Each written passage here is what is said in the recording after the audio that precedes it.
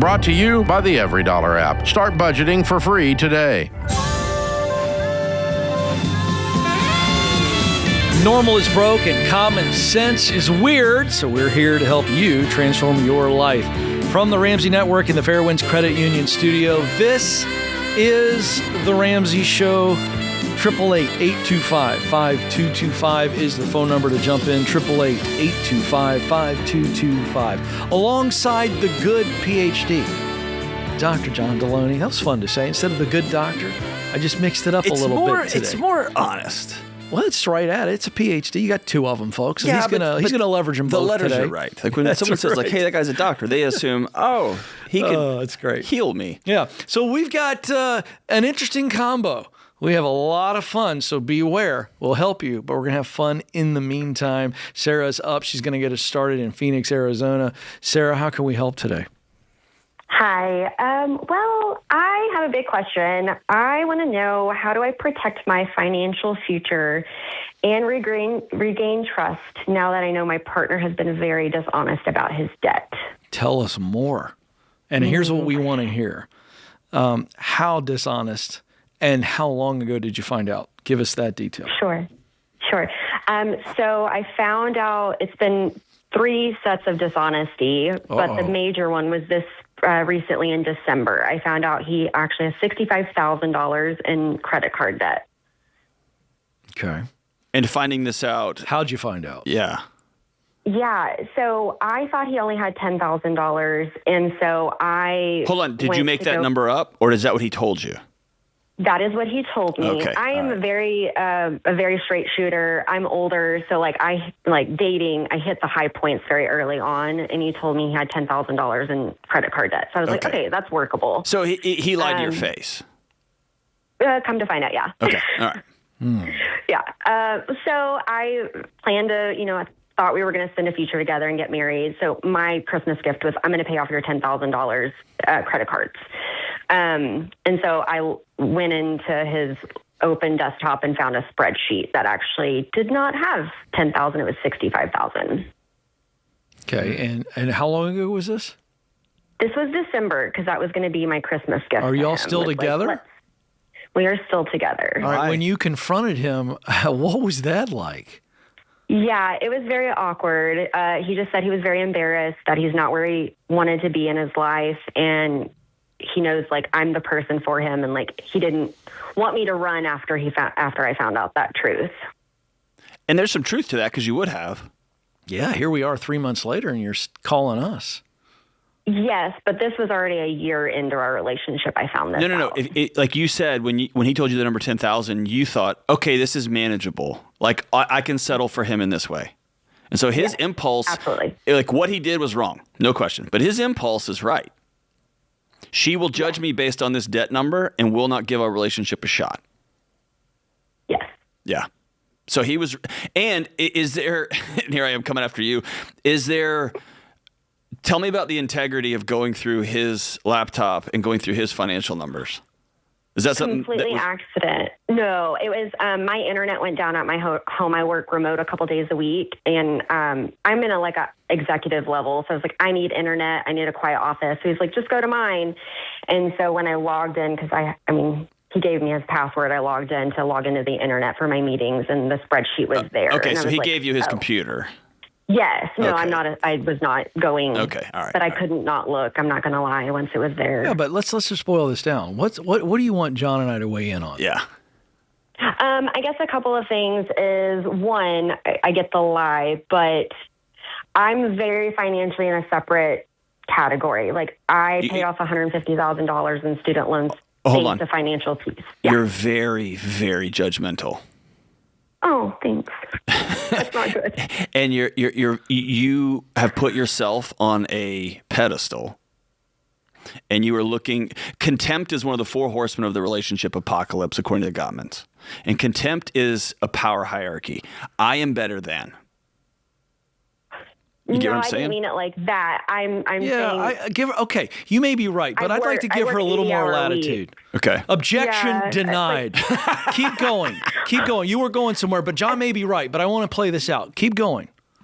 I was just trying to give a background because, again, I thought I met my person. And so I'm willing to give up whatever it is to help him, but not when he's not being honest. But it's also being a 35-year-old single woman that got her doctorate. I work 80-hour weeks. I work 4 jobs. To have someone that's not willing to side hustle the same way and get to that point, that's like, why. now we're Okay, there. now that's why, John. I that's wanted the to. background. Well, so now John's absolutely right. He got ahead of me, which is not surprising. He has 2 PhDs. I don't have a degree at all for anybody that's keeping score at home, and I'm proud of it and never going to go get it. So I don't care what you think. However, John did catch it, but I think it's for a different reason. I don't think you're judgmental. But I think he's on to something. I'm going to say you're not judgmental, but I think you resent him because you're bringing up how much work you've done. You've busted your tail. You did everything the right way, and he's not willing to at least go get a side hustle. I think you're judgmental on his effort and his just overall gumption. Is that right or wrong? Partially, especially when I gift you financial peace and you're not interested. So to me, that's just, then what are we doing here? Like, there's I'm the willing question. to pay off your credit card debt. I don't know why you're with the you. guy. Can I be honest with you? I don't know why you're with this guy. And it's going to sound awful. I don't know why he's with you. Because here's the thing. Y'all have different beliefs. Yeah. And me and my wife have been married 23 and a half years. We have different beliefs on 1,000 different things. But we share values. Yeah. That's great. And y'all don't share values. And somebody can be a great hang. They can be super loyal. They can be somebody you fall in love with. But if you don't share values, you're going to end up starting your marriage in 2 separate boats, rowing as fast as you can, and y'all are going to end up in separate harbors. I don't think this is the guy. And I don't know if that's why you called. I think I tried to ask you. I don't think that this is a good fit. Unless now listen, I would say this. If you haven't told him all of this, now's the time to do the old-fashioned DTR, define the relationship, but tell him where your frustrations are and say, those frustrations are leading me to fears that you're not for me. I'd give the guy a shot. And if you want to give him a shot, here's how I would enter that conversation. I have judged you and your work ethic, and I've compared it to mine. I've judged how much debt you have. I've judged your lack of caring about it. And I have made my values your problem. Well, I'm not so much worried about that. I've started counseling with him because, again, I'm invested in him, in the relationship. My concern is if we get through the $65,000 debt, is there a way to regain that trust about finances? Because I'm yes, one money goes in a pot. Yeah, and let John tell you how. Here's how you regain trust. It's very hard, but it's very simple. You give him a map that is 14 days long on what he needs to do to help regain trust. That might be, I want to see your credit report. That might be, I want all your social media accounts, any number of things. You get to make up the path, and he gets to decide whether he wants to walk that journey or not. And after 14 days, y'all reconvene. And you commit, if you walk this path, I'm not going to keep your lack of, your dishonesty in my back pocket as an ace that I can play at any time. I'm going to commit to trusting you as we move forward slowly. So step by step. So 14 days, then another 14 days, and another 30 days, another 60 days. We're going to give him a roadmap and give him a chance to follow it.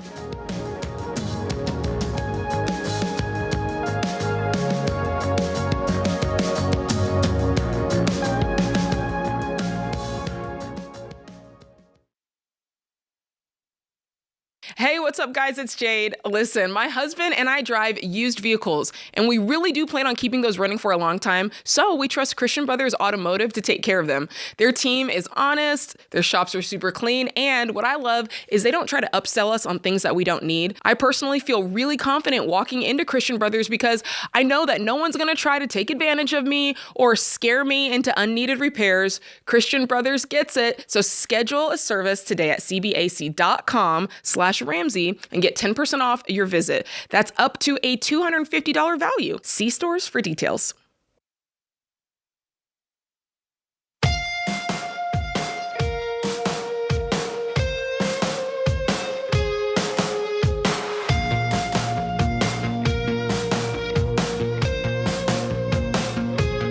All right, Columbia, South Carolina is where we're going next. Lee is there. Lee, how can we help?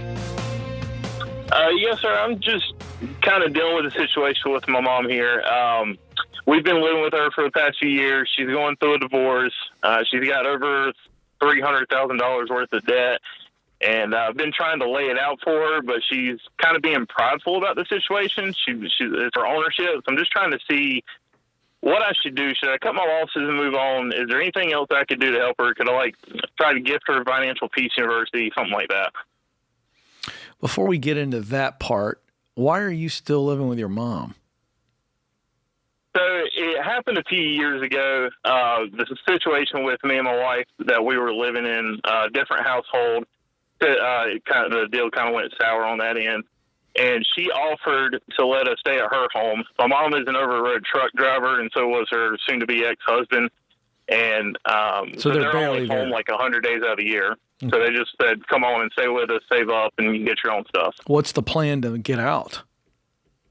So we had planned to get out originally within a year of being there, but then not even 6 months into us living there, my mother came to me asking for $12,000 to help them deal with their monthly finances.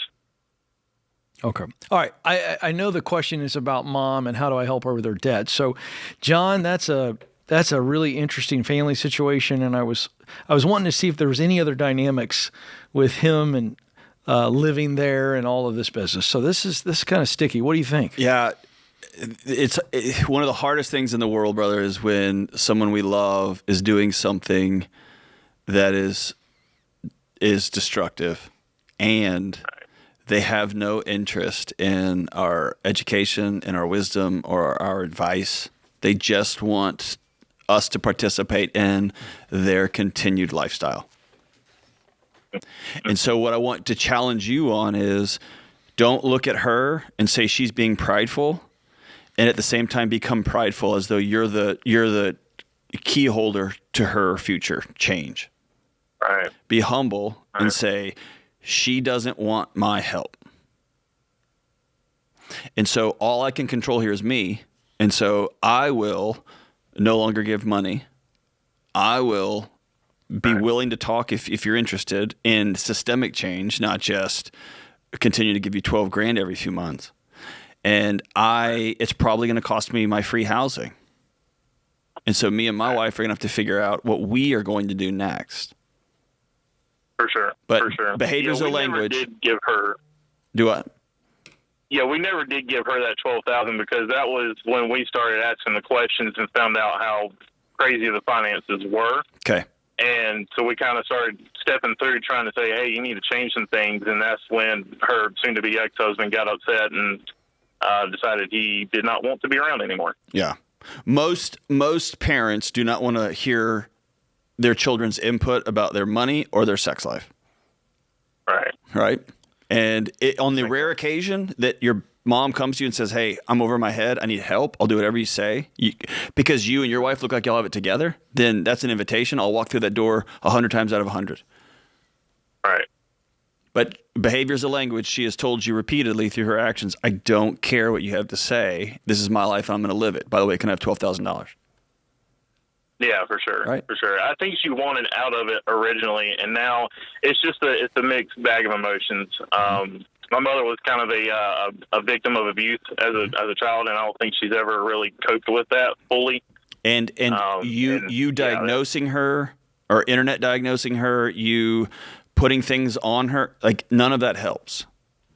Right. I get you. The greatest gift you could give her is you and your wife live such peaceful, financially responsible, safe lives. And not safe in the you don't take risks and adventure, but safe like y'all are a home base for each other. That is going to be your mom may say, I want what y'all have. Right. And probably she won't. And I'm going to ask a question of John Lee on your behalf, okay? All right. John, I'm wondering if he doesn't need to shift from help mode, worry mode, and it's understandable. He's a good man. Oh, of course. He's a good I'd son. be worried about my mom in this situation. But I wonder if he doesn't now need to move to grieving mode and just accept the reality. Yeah. There is all of the internet diagnostics, all of the she's got this and she's struggling with this and she needs to do this. All of that is may have some drops of truth in it, but that's a way for you to distract yourself from grief. Yeah. This stinks. Right. My mom is in a bad situation. She's been in a bad situation for a long, long time. And she's been an adult for a long, long time. And she's continued in some of these patterns. And now she's got a big, huge mess. And she refuses my help. That's heartbreaking. And I'm going to spend some time being sad. Yeah. Gotcha. And Lee, on the backside of that is, what can I do? I can pray for her if I think that's a thing. I can love her. That's a thing. And I can advise her, as John said, if she comes and asks for advice.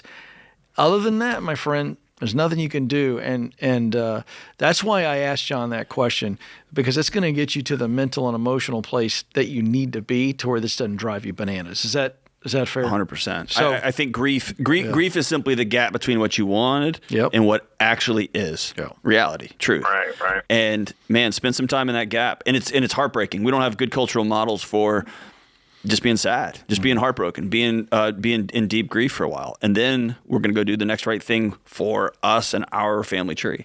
Let's go to Scott now in Fort Worth, Texas. Scott, how can we help? Thanks for taking my call. Sure. I guess pretty quick question. I have a rental property. It's my last piece of debt. Planning on selling in about a year and a half. And I'm trying to decide if it's wiser to pay it off, or maybe if I have that money to pay it off, take it and invest it, and just kind of pay the mortgage until I'm ready to sell it, which is probably about next summer, basically the summer of 2027. Why don't you just sell it now? I have tenants in it, and I thought maybe I'd honor the lease I have for them, and they have about a year and 6 months left. Can you still sell it? I mean, man, if somebody's trying to buy a rental property, how cool would it be for them to buy a place with a lease of a year already signed up? That's good. That's what I thought. I mentioned it to the real estate agent, and they told me that usually investors, usually looking for a really good deal, and tend to sell the property for less in value. But I don't know if that's accurate. That's just kind of what they told me. Give us some real numbers really fast. What would you stand to make on it? I probably have $100,000 in equity in it. It's about $125 payoff, and I have a CD coming mature within the next month that would cover that. And it's your only debt. It's my only debt. Why do you want to sell it? Are you tired of being a landlord? We just had a lot of life changes, and I just, focus has changed, and just not, I don't know, just maybe waiting it's an older home for something to happen and having to dump more money into it. I figure now maybe within the next year or two, it'd probably be a good time for us to sell. Now, based on what little bit I know, I would lean that direction. But I'm a guy that I kind of go big and momentum when I feel like life is changing, different season. I don't know if this fits. I just do it. But I think there's a case that I think John is leaning into here to go, do I hold on to it given your financial position? What would you do with the windfall that you would make? What are you thinking? With the $100,000, I thought I'd combine. I mean, I have 2 teenage kids that are fixing possibly to go to school, and looking to kind of invest in them a little bit with a portion of it. They realize that we're not paying completely for school, and so it's something that be partially used for them and maybe partially used a few things to do for our primary home, and then whatever's left, just making sure maybe a little traditional IRA or something like that. When would you pay the house off if you were not to sell it? What's your payoff date? If I wasn't to sell it, that's right. My payoff date would be probably by the end of this month. To pay it off? I don't think you're understanding what I'm asking. I'm talking about. He's about to have a CD mature. Oh, the CD. That's right. Cash, you know what? Yeah. That's right. So you would pay it off. What do you think, John? This is interesting. Scott, basically, I have an emergency fund that covers about expenses. Here's what I would do. I would get a second opinion. I would go to RamseySolutions.com and check out the real estate pros in your area. And this isn't a sales pitch. This is exactly what I would do if I'm in your situation. I would call a real estate pro and say, hey, here's my situation. I'm of the opinion that when your spirit leaves something, your body needs to leave it too. You already want to sell this house? I would sell your house in the next 30 or 60 days and either have a hard conversation with your tenants or sell it to somebody who will honor their year lease.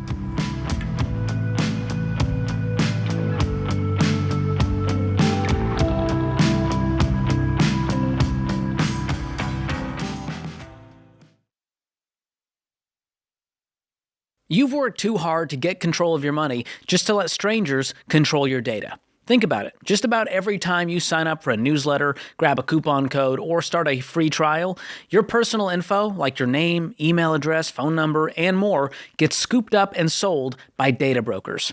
Here's the deal. Freedom isn't only being debt-free. It's also being free from companies cashing in on your data. And that's where Delete Me comes in. Delete Me's privacy experts find your personal info on these shady data broker sites, they get it deleted, and they keep it gone. It's like having a digital cleanup crew that scrubs your online life. So you get way fewer of those spam calls, creepy texts, and scam emails that make you wonder how they even found you. Guys, the less noise in your digital life, the more time you have for what actually matters. Because when you protect your privacy, you protect your peace and your freedom. So go to joindeleteme.com/Ramsey to get 20% off their annual plans and take back control. That's joindeleteme.com/Ramsey.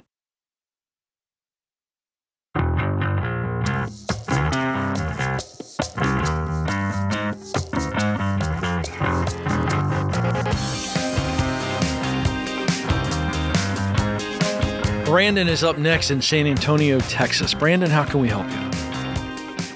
Hey, how are you gentlemen doing today? Good. How are you, sir? I'm very blessed. Thank you for taking my call. I just had a brief question for you guys. I recently transferred over here to San Antonio. I'm a U.S. Army nurse, and throughout my career, I've had multiple conversations about finances with other soldiers, and some good, some have been bad, but when people ask me about what I follow and what I do, I always point them to Ramsey Solutions. And there's this consistent negative mindset among a lot of soldiers that I've met regarding Ramsey Solutions. And the primary reason has always been how Ramsey Solutions views debt as evil. And so, you know, the military promotes a lot of things that put you into debt. The government travel charge card. They try to get you on the Amex Platinum card. They tell you about all the different loans and mortgages you can get being a service member. And I guess my question is, how, as the average Joe, can I talk to my fellow soldiers about why putting yourself in debt is wrong, regardless of how sweet the deal looks? Man, your heart is awesome, brother. Very good, my friend. Ken, what do you think, Ken? Well, the reason I'm it's there's an old phrase is when the student is ready, the teacher appears. Yeah. And I don't want to simplify it to that, but that was my first response. And John said this in a call earlier today, talking to this guy about his mom. How do I advise my mom? And I thought what John said is great, and I'll borrow it. You know, I think the best thing you can do for your fellow soldiers is actually live with financial peace. And in a way that is humble. You know, you're not walking around talking about how much you have in your emergency fund and stuff like that. But just live it. There's an old phrase in the church world which makes me roll my eyes, but it's applicable here, John. And I think it's lifestyle evangelism. In other words, you know, just live in such a way that people go, hey, you know what? You when we talk about all this, like, you never say anything. Yeah. And you kind of have some peace on your face. What's your deal? And then you go, oh, well, so I just don't believe in debt. I don't borrow money. And here's why. I think that's probably best in the barracks. Sorry for the alliteration. But I think I really do. I think that's there. Because institutionally, you're right. You described what's happening. They're up against that. If someone does say, I want to know more, and they're having a hard time with the debt is bad thing, I think you have to reframe it. And there's a simple little construct that I like to use, and that is define the problem, reveal the solution, give the reason for the solution. And so the problem is not debt when you talk to somebody who thinks debt is normal. The problem is the emotion and the stress and the lack of margin and all the other things, right? So you can personalize the problem by asking them, how stressed out are you? What does your debt do to you? Like, ask questions. I like to be an asker, not a teller. That's what hit me first. All in the framework of live it and then be able to explain it well. John, what are your thoughts? Brandon, so in 2008 or 9, I hung out with a bunch of super nerds, okay? And there was this new thing that came out called the ketogenic diet. And bro, I turned in to the most annoying diet zealot you could ever imagine. Keto man. I ruined. Is that you with I a cape? ruined. Oh gosh, can't like Brandon. I ruined every dinner party. And no matter where we were, I somehow shifted the conversation to. Oh, yeah. Let me give you my thoughts on a high-fat, no-carb diet. Okay. I mean, I was obsessive, and instead of convincing people stopped wanting to hang around me. Because they were like, whatever this guy's selling, he's so annoying about it. I don't want that in my life. And now I have a new rule, and I've had to develop this rule since I took this new job, but it served me well in my relationships outside of work. And that is, I only answer questions that I'm asked. And like Ken said, I like my life to speak for me first. And so I want people to come up. I could walk into every dinner. I'm working on a marriage project right now. I could walk into every dinner and be like, what would fix y'all's marriage and would fix your marriage? And they would all be like, get away from me. But if I make sure I put in the work every day to have the best marriage possible, and my wife does too, then people are like, dude, what are y'all doing? How do y'all still like each other after this many years? Right? And here's the thing, Ken nailed it. You're not going to solve an emotional answer with a data point. You're just not. Let me look at our country, for God's sakes, right? I mean, you can be like, hey, here's the temperature, and people are like, no, it's not. Here's the color of the sky. Traitor. No, you're not. You know what I mean? Like, you're not on our side anymore. And so everything is emotion. And so I love Ken's like, bro, do you have peace? Because I drive an old car instead of a jacked up Jeep that I borrowed for $50,000 and it's depreciating every second I own it. I just have an old pickup truck, dude, and I don't mind if it gets dents. I laugh in the shopping cart. I mean, the shopping parking lot when somebody dings it. Like, I have peace. You don't have that. That's why I don't borrow money, man. And if you want to do the nerd stuff and go down depreciation schedules and all that, you can do that, but that's almost always not the issue. But hey, thanks for your service and thanks for your heart. John nailed it. You're just a great American all the way around. And by the way, you'll have the opportunity to speak into people's lives, but you got to earn that. And John nailed that. We got to be careful not to be evangelist when they're like, I don't even want to go to church. The two words I have found when people ask me, like, and they're being serious, like, and they're not trying to just mess with me because they know where I work, like, hey, for real, like you really don't have a credit card. And the two words that I have found resonate with people are when I say, I solve for peace, not for arbitrage. And like I call it a sleep tax. I paid off my 3.2% mortgage or whatever it was because I could have invested it. I could have tried to make I could have done all that because I put my head on my pillow every night knowing nobody can take my house away. I paid a sleep tax. And the other word is freedom. Nobody owns my family. No bank, no car dealership, no nothing. So the words peace and the words freedom, those two words seem to resonate when people are actually asking, why do you avoid debt? That's good. Let's go to Mark now. Mark is in Minneapolis. How can we help? Yes, I'm wondering if I know you strongly recommend term life insurance, and we're on baby step 7, and I just want to know if it's necessary. Yeah, let's run through the numbers real quick. How old are you? 51. Okay, and what's your net worth? 300. Okay, and what do you have any term life right now? No, and we don't have any debt. Okay, yeah, you definitely need term. So the reason I was asking you those questions is because sometimes people are self-insured in baby step 7. And the way to kind of react to this is, okay, if you were to die today, would your family be okay financially? Well, they would still have to work, but... Well, what would they have? What would they have? Upon your death, what would they have? They would have 300. Right. And who's they? How old? Who are they? Just my wife. Okay. Is she working now? Yes. Okay. So the house is paid for. So all the things. So, I mean, I personally would want more, you know, I mean, we have a basic fundamental. It's 10x your income, right? And so what's your income? 50,000.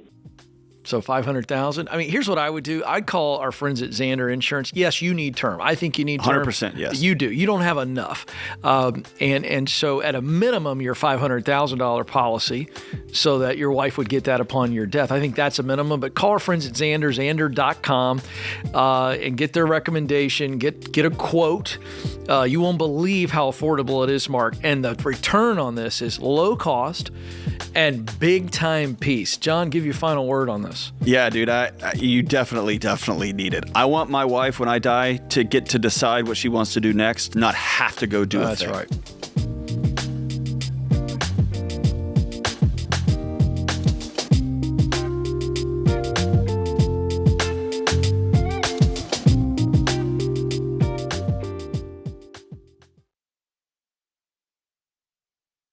Finally, mortgage rates have dropped, and you know what that means? People who've been sitting on the sidelines are about to jump back in to the housing market.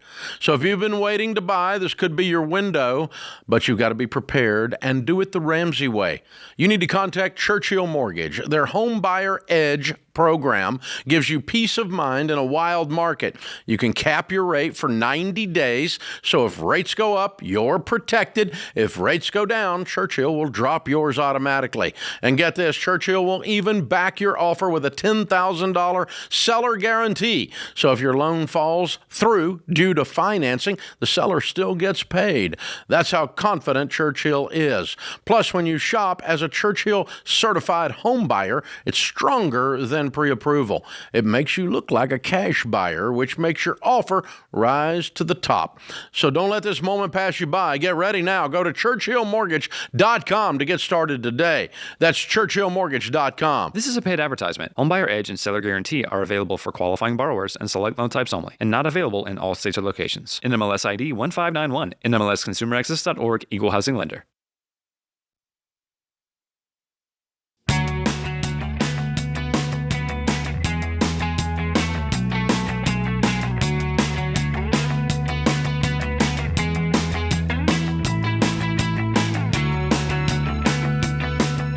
It's the most awful time of the year, folks. It's tax season. That's right. Christmas is gone. That's the most wonderful time of the year, John. Mine are done, baby. Good. Done, Good submitted. for you. Well, for those of you that haven't done it yet, if you want to get some free checklists and guides that'll help you file, go to RamseySolutions.com/taxes. RamseySolutions.com/taxes. Pretty simple stuff there if you have a simple situation that'll help you. Donna is up next in St. Louis. Donna, how can we help? Hi, nice to talk to you both. I have a question about retirement. Okay. So I think we're headed in the right direction. We're doing pretty well, but I was wondering why you recommend 15% to be saved off your gross income. Aha. Okay, tell us where you are in the moment. What's your situation?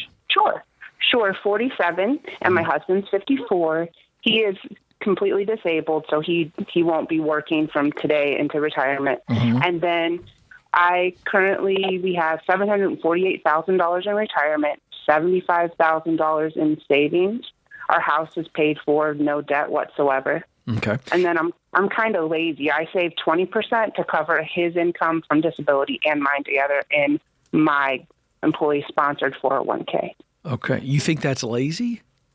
It's lazy that I don't open up other accounts. I do it just put the money in. I don't ever see the money and have it taken out each paycheck. Well, for both of us. I don't think that's lazy. I think you're incredibly disciplined.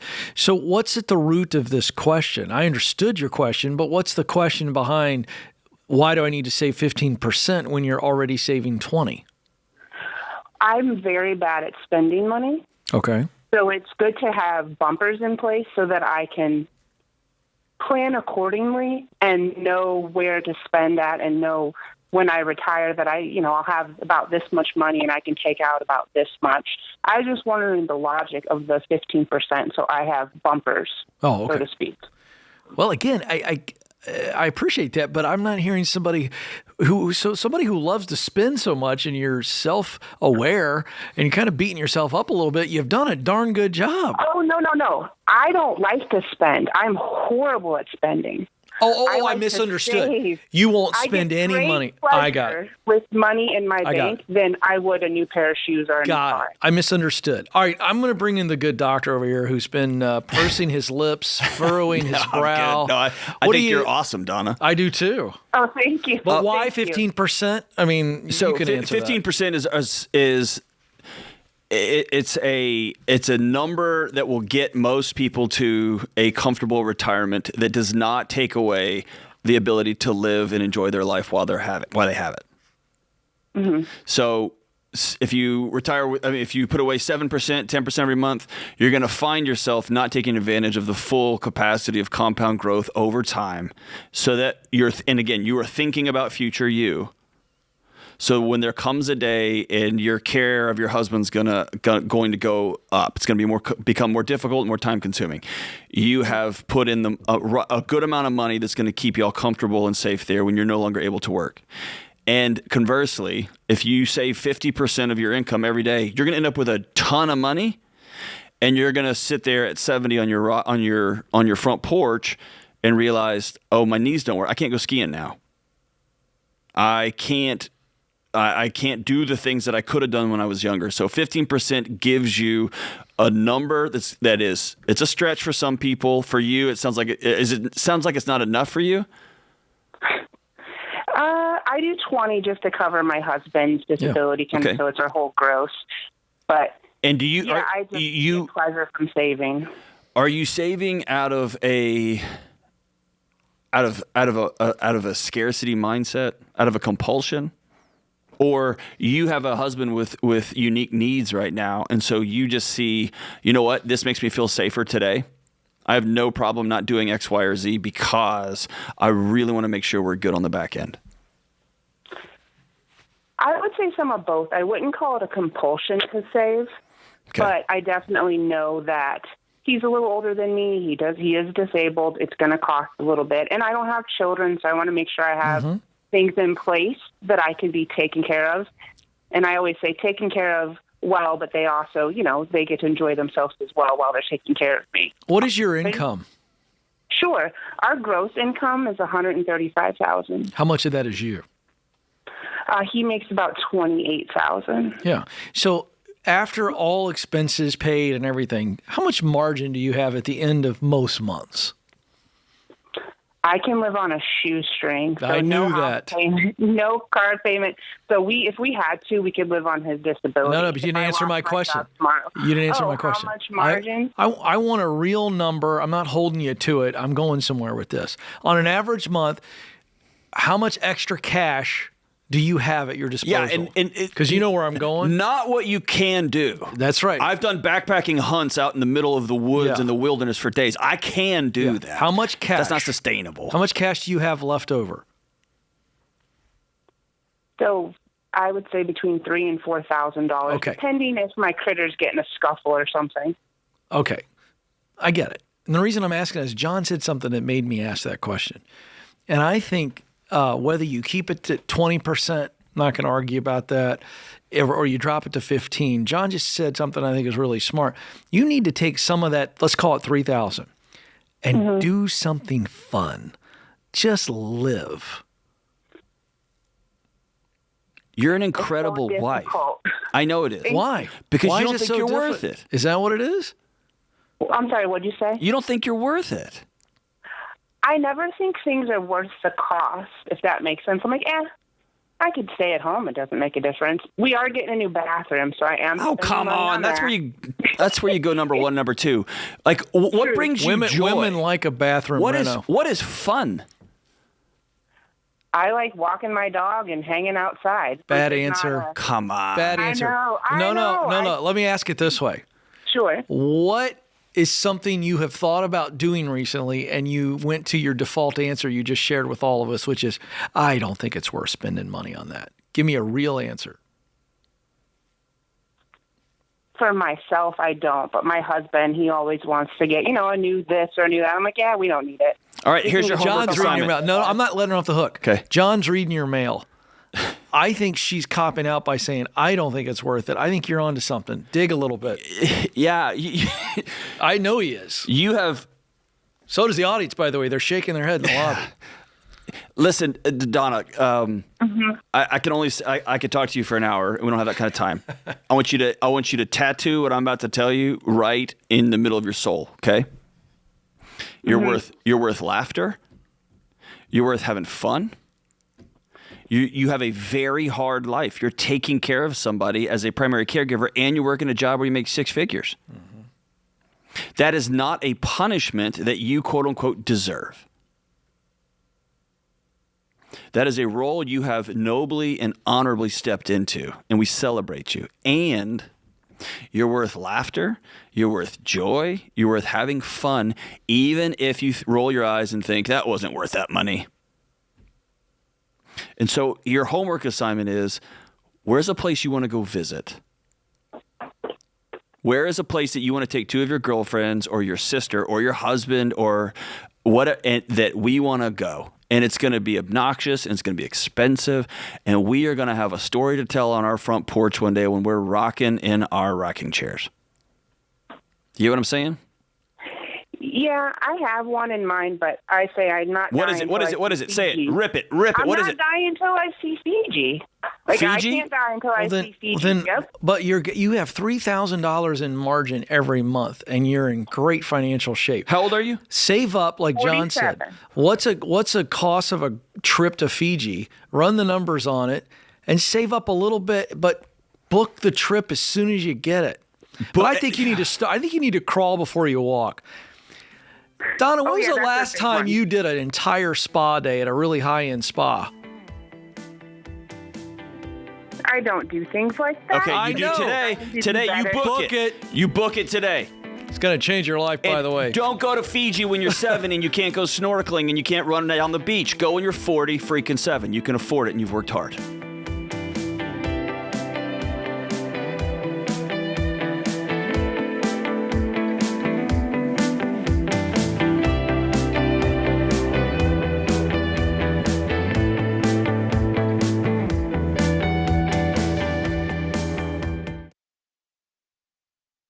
Owning a business can be a heavy load. You want to serve your customers well, make a healthy profit, and grow. And your team, family, and customers are all counting on you. And now everybody's talking about AI like it's magic. And you're wondering how to keep up. You're carrying a lot, but you don't have to do it all alone. That's where NetSuite comes in. Over 43,000 businesses, including Ramsey Solutions, use NetSuite to lighten the load by bringing all their numbers into one system. Accounting, inventory, CRM, payroll, the works. And now NetSuite's AI takes it further. Automating busy work, flagging inventory issues, spotting cash flow problems in real time, and catching risks before they hit. So you're not just closing the books faster, you're making decisions confidently. And when your numbers are right, that takes a lot of pressure off your shoulders. And yeah, switching systems is a big move, but NetSuite's Suite Success process gets you up and running fast. Go to netsuite.com/Ramsey for a free product tour and to schedule time with a NetSuite rep. That's netsuite.com/Ramsey.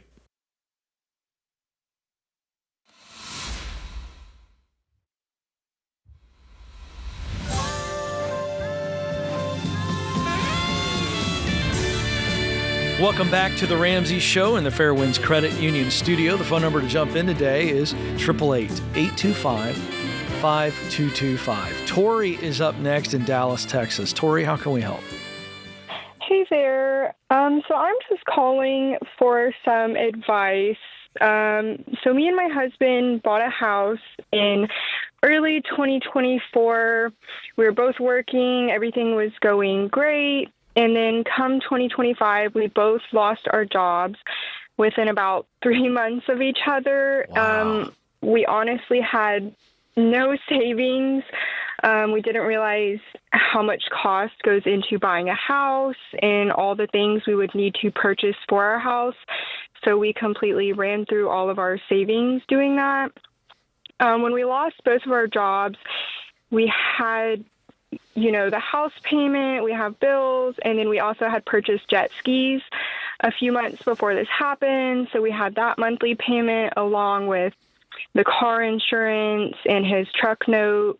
So we ended up, essentially living off of our credit cards. The mortgage company, I tried to get our mortgage lowered.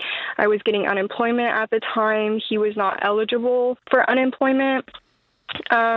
This helped a little bit, but we did fall behind on the mortgage. I asked them for a lower mortgage. They made us enter a forbearance before they lowered everything, so we did that. And now I'm working again. He is currently not working just because we do have a 1.5-year-old, so we would have to put her in daycare, which would basically be my entire paycheck. And he is planning to leave for the military.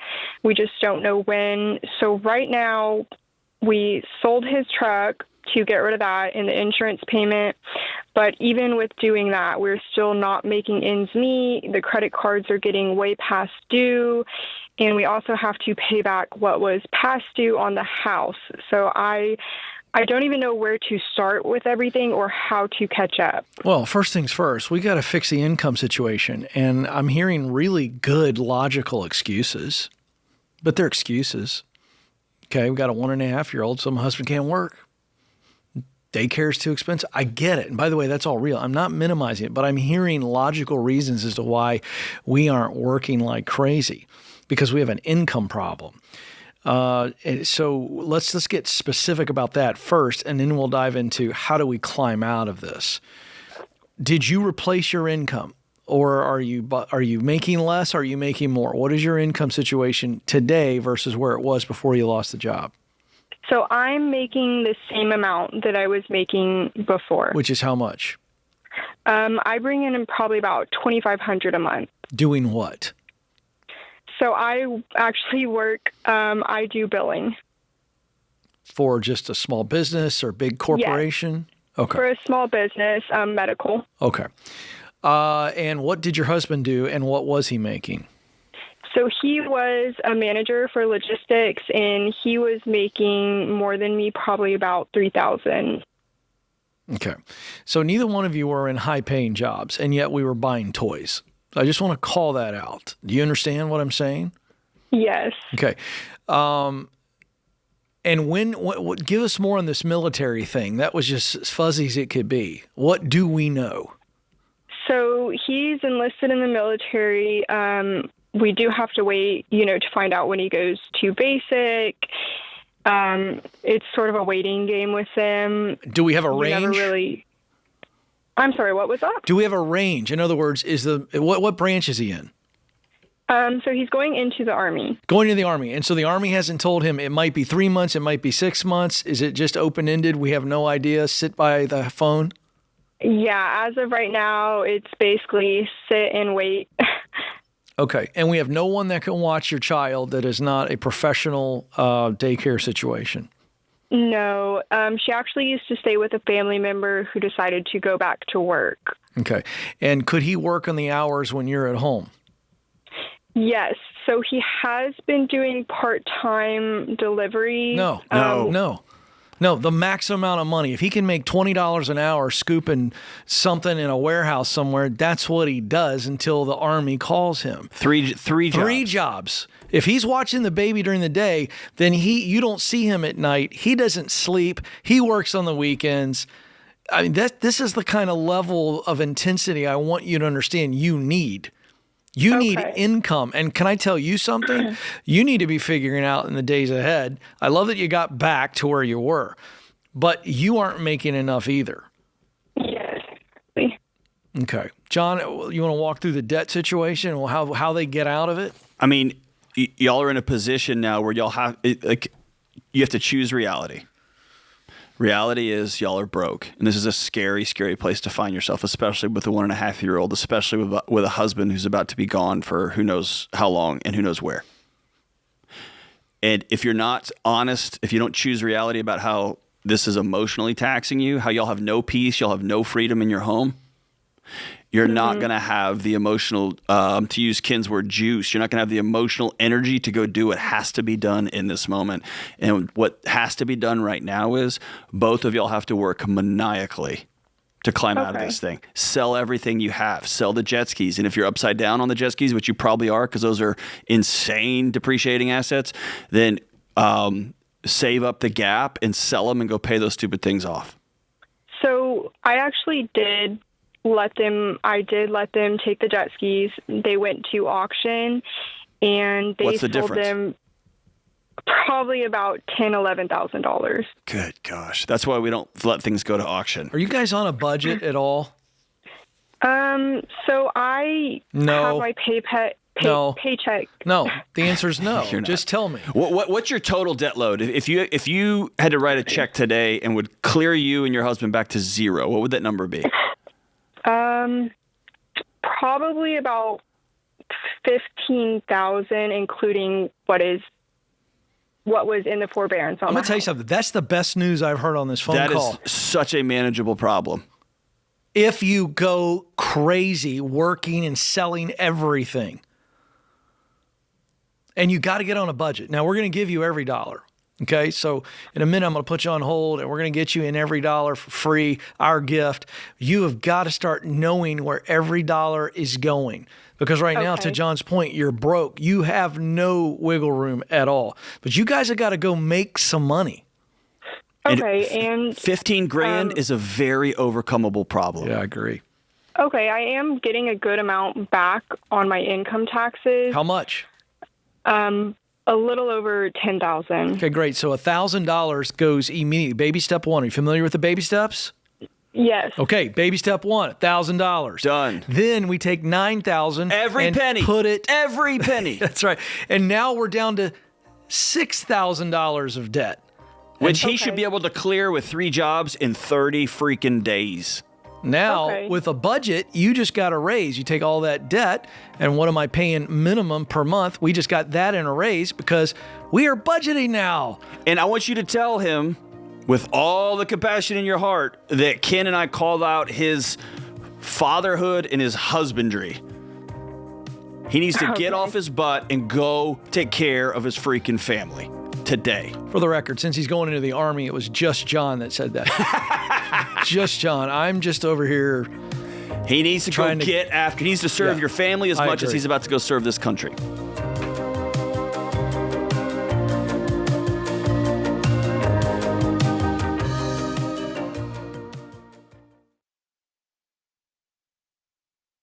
Dave, we got a lot of calls on this show where life happens. One day someone's healthy, they're working, providing for their family, and then a curveball hits. You know, we hear it all the time. A car accident, a cancer diagnosis, a heart attack, and suddenly everything changes. Yeah, and that's why you've always said that having term life insurance from Xander is essential because it protects your family if the worst happens. Yeah, that's right. You need 10 to 12 times your income in coverage. No gimmicks, no whole life junk, just straightforward term life protection.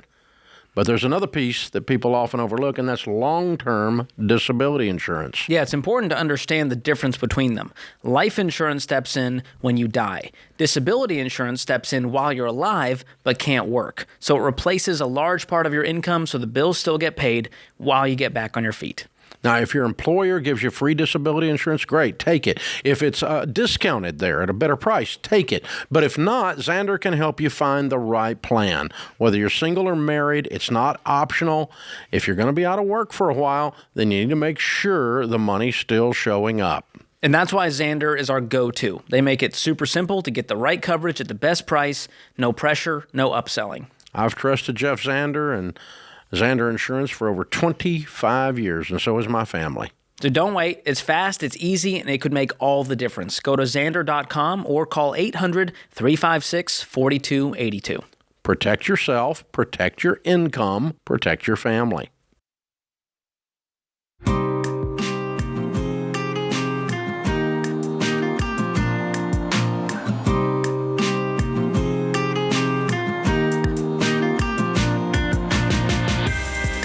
All right, let's go to Des Moines, Iowa. Becca is joining us there. Becca, how can we help? So my daughter is going on a trip in June for my cousin's daughter's Make-A-Wish trip. And we were thinking it would be nice to go as a family. with myself, my boyfriend, and my 2-year-old and just do it all together. And it would be roughly $5,000 at the max for us 3 to go, since my daughter is already paid for. Okay. So I was just wondering if it would be worth it to go or not. Well, tell us the reason that you're asking us. There's another part of the story. Why are you questioning whether or not this is a no-brainer? Well, I stay home, so I don't have a steady income. We are going to use the money that we got back from our taxes to do it. So we don't always just have that money, but we're working on it. Do you have debt? The only debt we have is my car. How much? 10. How much are you getting back from taxes? He's getting $4,000 and I'm getting $4,000, so $8,000 altogether. And then tell me about your daughter. She's 9. We've never been on vacation, none of us. So this would be, she's going to go regardless if we go. But I just thought it would be nice to go as a family as well. Whose Make-A-Wish trip is it? It's my cousin's daughter. She's had cancer and is in recovery, so they're doing that. Okay. No, you shouldn't go. Okay. I'm watching. The reason I let the awkward silence is because there's a lady out in the lobby who's looking at me like I have no heart, like there's a lump of coal in my chest. And I appreciate that. And I understand. I think I know where her emotions coming from, and I think I know where John's emotions coming from. And I understand the Make-A-Wish thing that's a really big deal. Maybe I should ask what the severity of the situation is, but I just have a feel from you, the way you're wording all of this, that this isn't as big as maybe it sounds. And so in that case, you guys, I hate that you've never gone on a vacation, but you guys don't have a lot of income. You're not working. Yeah. I think for that reason, that tax refund is going to go a long way to getting out of that car payment. What's your car payment every month? It's $150 every 2 weeks. Yeah. So $300 a month. Okay. So what would $300 a month mean to your every month income?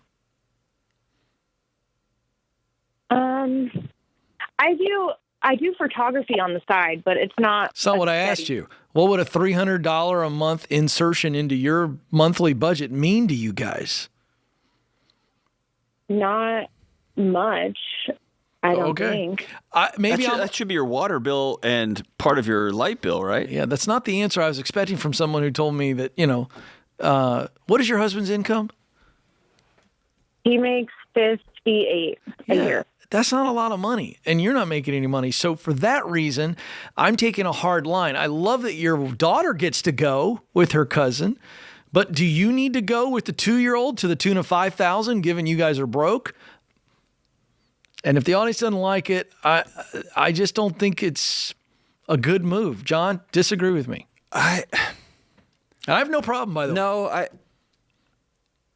this isn't sitting right in your spirit. I want to hear why it's not. Yeah, that's the other thing.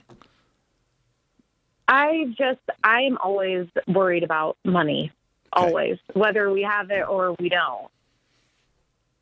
Well, because you don't have it. Yeah, your worry is justified. Yeah. And so whenever I'm worried or whenever I'm anxious about something, I want to first ask, is my body right? And in this case, you and is it your boyfriend, you said? Yeah. And how many kids do you have? I have 2. We have 1 together. Okay, and how old are they? My daughter's 9 and my son is 2. Okay. Can I be real direct with you since we have short time? Yeah. You, as the live-in girlfriend, are in a very precarious position right now, especially with no income. And you feel that, right? Yeah. Okay. Your body's right. And so if you told me I have a super stable situation, I have earning potential, I am married in a long-term marriage, and we are anchored in, and this niece that I've got cousins that I know really well. I've got cousins that I don't know at all. This niece is like a daughter to me. Then in that situation, I would say, dude, go. Just go. Yeah. I'm not getting that sense. I'm getting a sense of I am in a very fragile position as the girlfriend of the chief breadwinner. I don't have I don't have equal power at the table in my romantic relationship. I'm taking care of these kids. Our money situation is very, very fragile, and I'm just sick and tired of it. And I'm going to express my sick and tired by not going to get a job, not demanding that, hey, we need to get married and we need to make this thing official so that we can both anchor into this thing together. I'm going to take that out by taking the trip I just deserve. Yeah. And you're going to come back from a $5,000 trip exhausted. Your kids are going to be cooked. They're going to have fun because it's freaking Disney. But you're going to come back and you're going to have taken $8,000 of those dollars. And you know as well as I do that spending his tax return is going to come at a cost. You know that. And you're going to come back having spent. Go ahead. I think our relationship is pretty good. We don't consider, oh, this is my money and this is your money. All of our money is together. Well, you don't have any, number one. Yeah. And number two, you guys aren't married. Again, it's a fragile position. Let me put it this way. If he decides he doesn't want to be your boyfriend anymore today, what happens? I don't know. Okay. Exactly. There we go. So I am heartbroken with you, and I'm siding with Ken on this one. Because I feel like you're about to go spend $5,000 you don't have because you're just sick and tired of being stuck in a position that you have a lot of autonomy to actually change. But that change is going to disrupt the rhythm of your relationship. It's going to disrupt the rhythm in your home. It's going to disrupt a lot of stuff. But on the other side of that disruption is potentially a whole lot of peace. And I want to dovetail off of that, Becca. Here's what I would prescribe for you is that you let the sadness and some anger over not being able to do this trip fuel you. And why don't you guys get married and let's commit and let's pay this debt off really fast because you can. And let's get $300 extra a month going. And let's keep walking the baby steps out and get an emergency fund. And let's be patient and wait 5 years and take both kids to Disney. Because I'm going to tell you something right now. The little one is how old? 2. Can I tell you something? Taking a 2-year-old to Disney is like hanging out on the 7th level of hell. It's like setting money on fire. By the way, everybody in the lobby agrees with me. You're going to think you're doing something great, and you're going to go, I wish I had paid the car off and saved myself the stress of dragging a 2-year-old around the happiest place on earth. The irony of that is just rich. So, this is a little bit of let me say no to something that would be good so I can say yes to the best scenario for my life going forward. And you are really close to being debt-free. Let's get boyfriend into a husband. Let's get husband a better job. And then we go to Disney and we don't feel it. And that way, when you're miserable, you just spend a little bit more money on ice cream and then it all regulates. I know that's not the answer you wanted, Becca, but that's just your brothers, Ken and John, being honest with you today.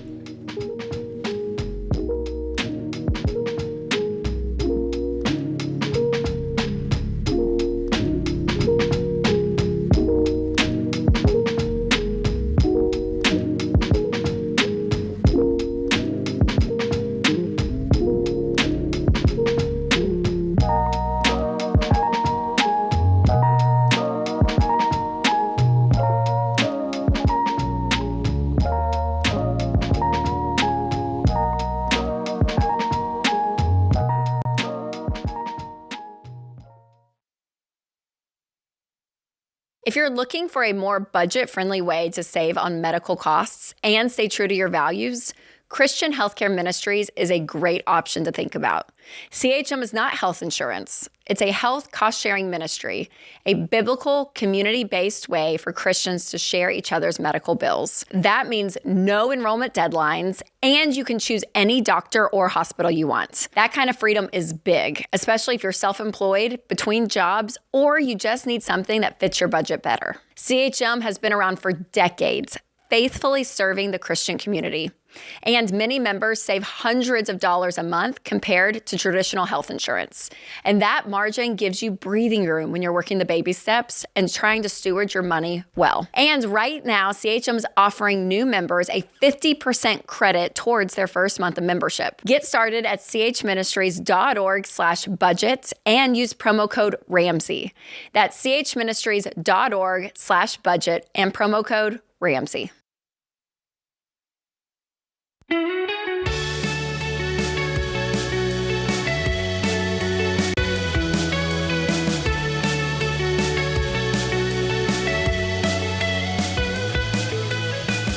Buying or selling your home is a big, big money deal. You know that. And there's a lot of clickbait junk out there, a lot of slop that can confuse you, and it's hard to know what's really going on. So we're here to make the latest trends easy to understand. Mortgage rates moving up and down a little bit, right? Home prices dipped a little bit below $400,000 last month. To learn more about the housing market trends and to get free tools to help you buy or sell with confidence, go to RamseySolutions.com/market. That's RamseySolutions.com/market. Mark is up in Columbus, Ohio now. Mark, how can we help? Hey, Ken and John. Thanks for taking my call. It's an honor to talk to you guys. You too. I was laid off of my job after nearly 30 years at the same company not too long ago, where I was making about $190K.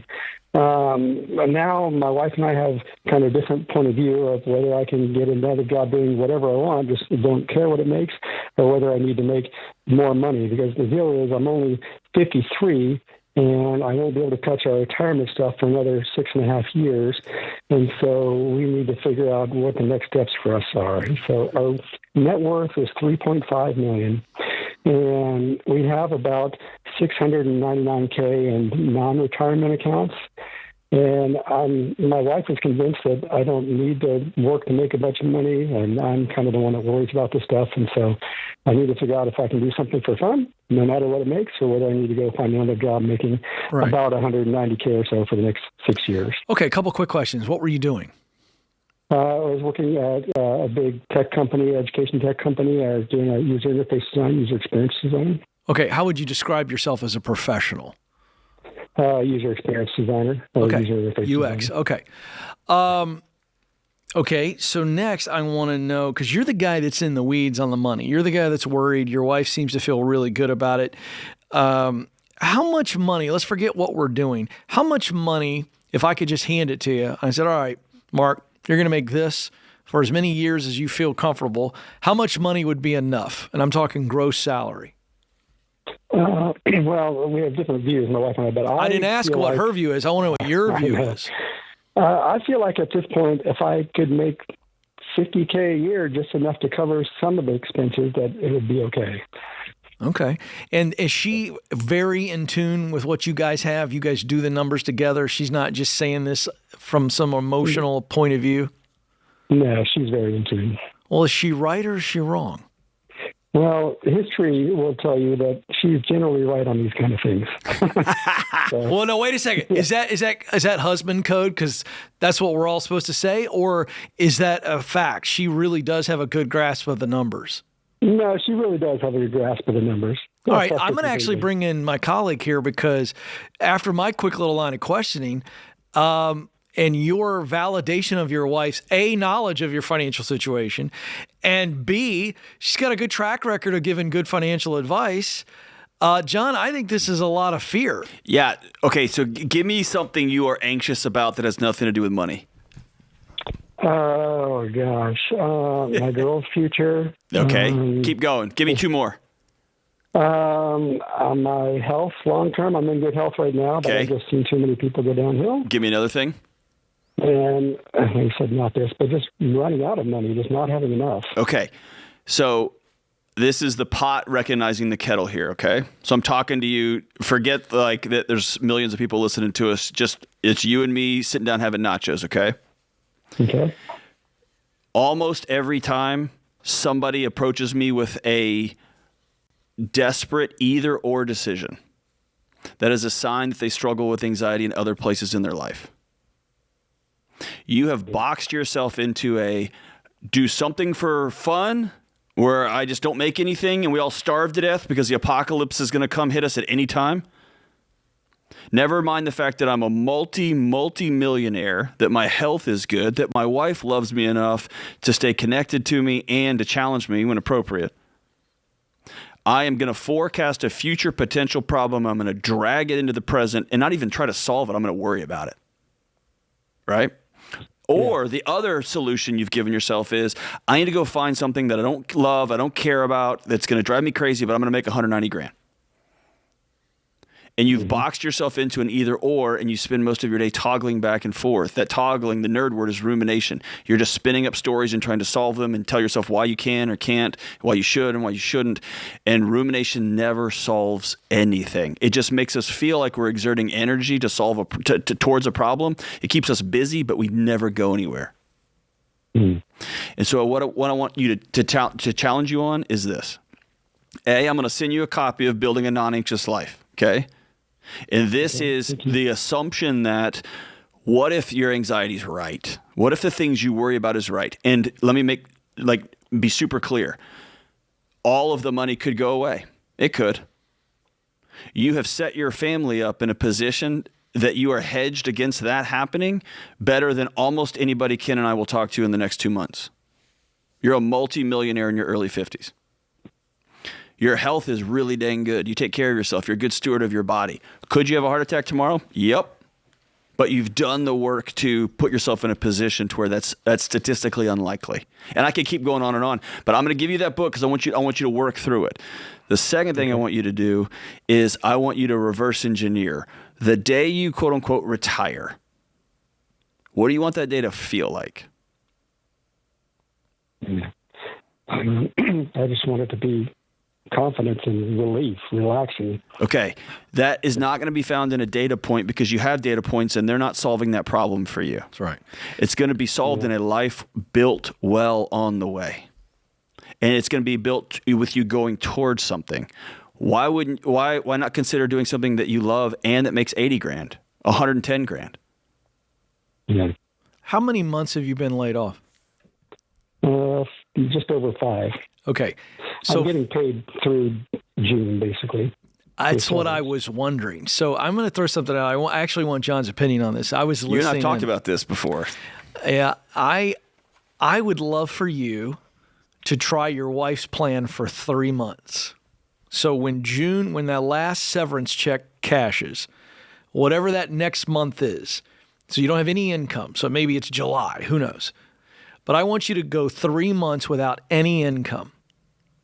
Oof. 3 months. I know. And John may disagree with me, but let me play this out. Your wife is tuned in.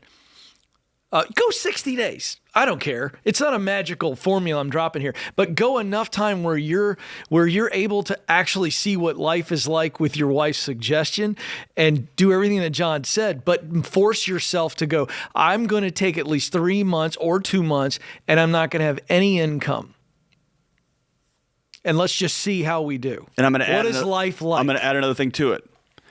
I want you to spend those 2 months, because here's the other thing I think you're missing. Ken and I have talked about this at length over the years. Getting laid off, your body experiences that as a death. That's right. The loss, the grief attached to that loss is significant because somebody somewhere in a room said, I don't want you or need you here anymore. Mm-hmm. And that hurts, man. Right? Yeah. And it's existential. Who am I without this title? Who am I when I'm not this job, when I'm not in this role? Who am I going to be now? And could this happen again? The answer is yes. And you start spinning up stories and you get stuck. So in addition to pressure testing, is my wife right?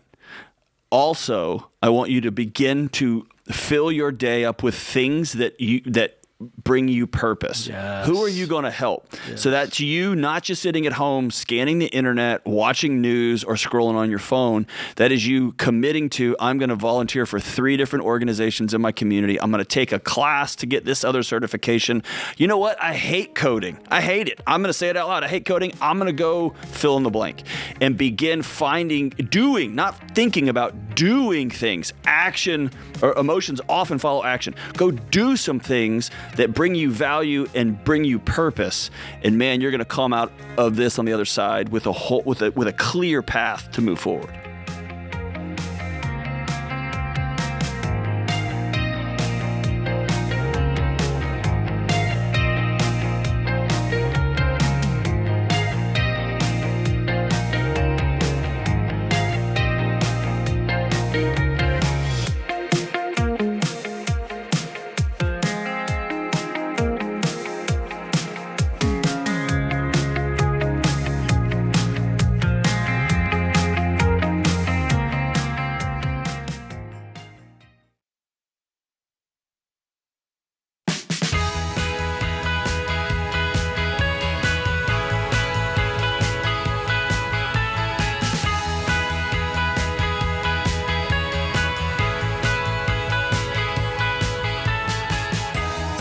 Today's question of the day is brought to you by Why Refi. If defaulted private student loans are wrecking your budget, it's time to deal with them.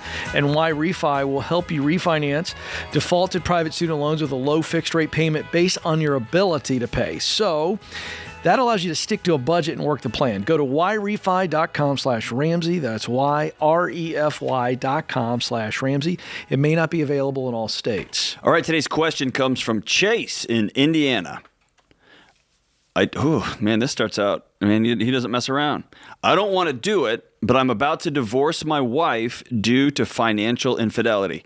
We have amazing kids, and she is my rock, but she has a major spending problem. This is the second time she has gone into debt and kept me in the dark until the creditors come calling. I'm devastated and want to take the easy way out, but even if we get separated, she would still need financial help. I am 45 and she is 48.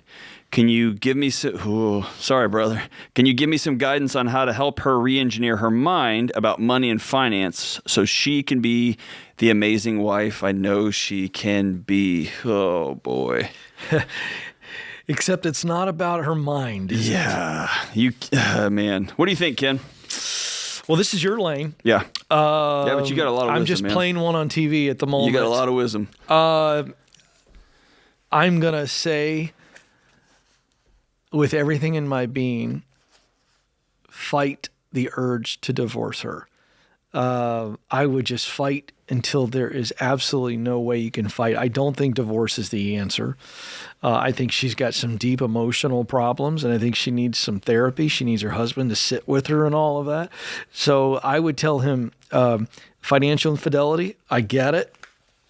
But with the kids, I've read too much about divorce. I know enough to get me in trouble, and I know enough to say that it's just never an option until it's the only option.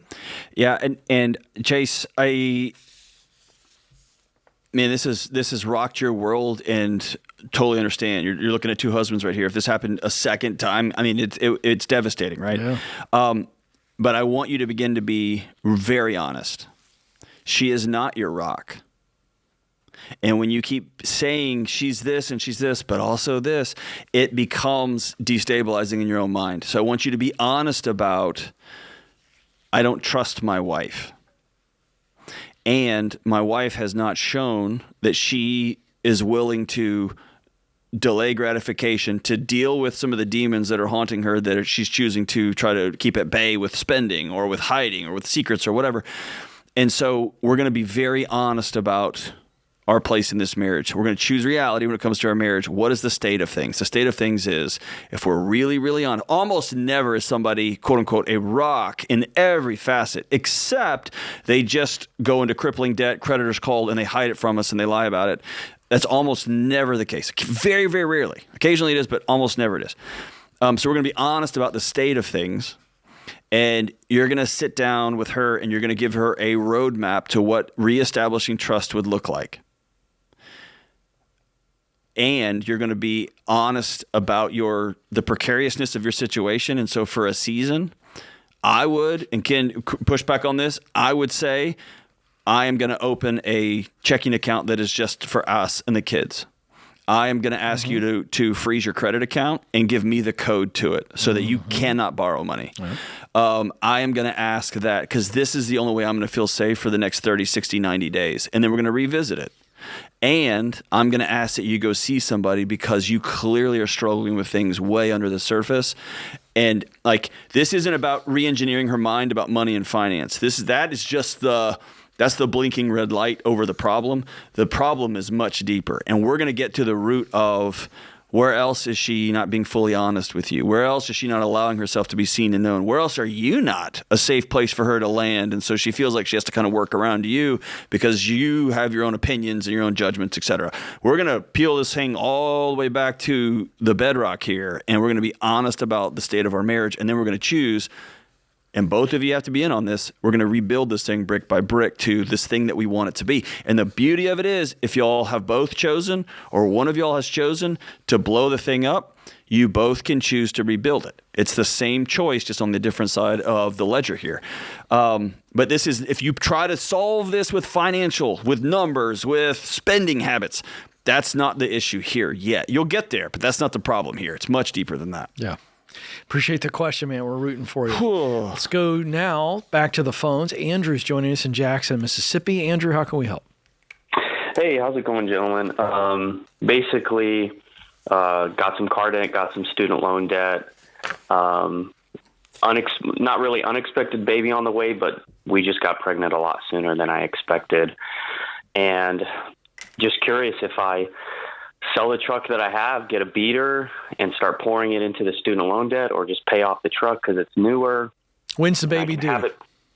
Baby is due. So we're 12 weeks. Baby's due around end of September. Okay, end of September. How much debt do you have? Walk us through the debt. $50,000 in car loan, $100,000 in student loan, and then we have our house. Okay, so we'll take the house off the table right now. Are you familiar with our baby steps? Somewhat. Okay, so the $50,000 in the car. What's the car? What is it? It's a truck, and what's it worth if you were to private sell today? Probably 60. Yes, we sell that truck immediately. Sell it yesterday. Immediately. Even if I can pay it off in two more months. Yeah. What do you make? 2 more months. Whoa! You buried the lead. What do you make? So we pull in about $220 after taxes. Okay, well, that would have been nice to know. Yeah, lead with that next time. Hey, we're rich and we're having a baby, and I'm terrified. Yeah. Lead with that next time. Pay off the truck in 2 months. Yeah. Okay. And then that leaves the $100,000 in student loans. Is that right? That's right. Yeah, that one's going to take longer. And so, we tell people it's okay to pause baby step 2, which is paying off debt, smallest to largest, to save up money. We're going to get in stork mode, right? We stock cash just to make sure. And then, by the way, what we're doing here is we want to look at what our deductible is, right?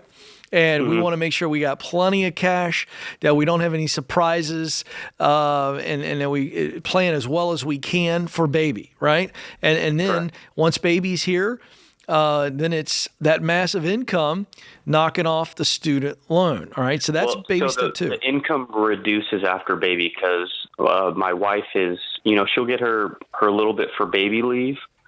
And she says she'll start working again after X amount of months. The way you just said that suggests she will not. Yeah, you don't believe her. Yeah. No, she's gonna stay home with baby, and she's gonna be like, "Yeah, I'm good." How much do you owe on your house? $250. Okay. So what if she leaves the workforce for good? What's that going to reduce your household income? It's gonna go down to about $185. Yeah, and what needs to happen for you to make more money? I'm actually working on getting a raise, so that's in the works. What would that take you to? It could take us back up to what we were making before. Great. So the answer is you don't have to sell the truck, but what worries me is that you get off this call and then you talk yourself into keeping the truck. So part of me wants to go sell it, take your medicine, and buy a $10,000 truck. Yeah, but you don't have to. I want to sell it, but the wife is like, it's a good truck, it's newer, it's got a great warranty. She's the one trying to keep it. What do you think now, John? I'm like, I don't care. Here's the. She's right and you're right. Okay. So the bigger issue to me is y'all make $220 after taxes. Y'all have 9 months. Yes. Your house payment's only a $250,000 house? Yeah. Okay. Maybe I owe a little less. We've been living in it for about a year now. This is going to sound crazy. This is going to sound nuts. Is there any possible way y'all could squeeze out and just live on $100,000 this year since you have no other expenses? Absolutely, yeah. Of course you could. You could live off 75. Yeah. If y'all will just suck it up for one calendar year, you will pay off your student loans and the dumb truck. And for that reason, I'd sell the truck. Yeah, I would too. I'd buy a $10,000 truck, and you're going to save all this cash that you would be putting towards the $50,000. I want to hold that cash and put it to the loan. Pay your student loans off in tell June. your wife, hey babe, appreciate it, love you, but I don't need to drive this truck. That's what I would do. And then save up and buy a truck after the baby's born.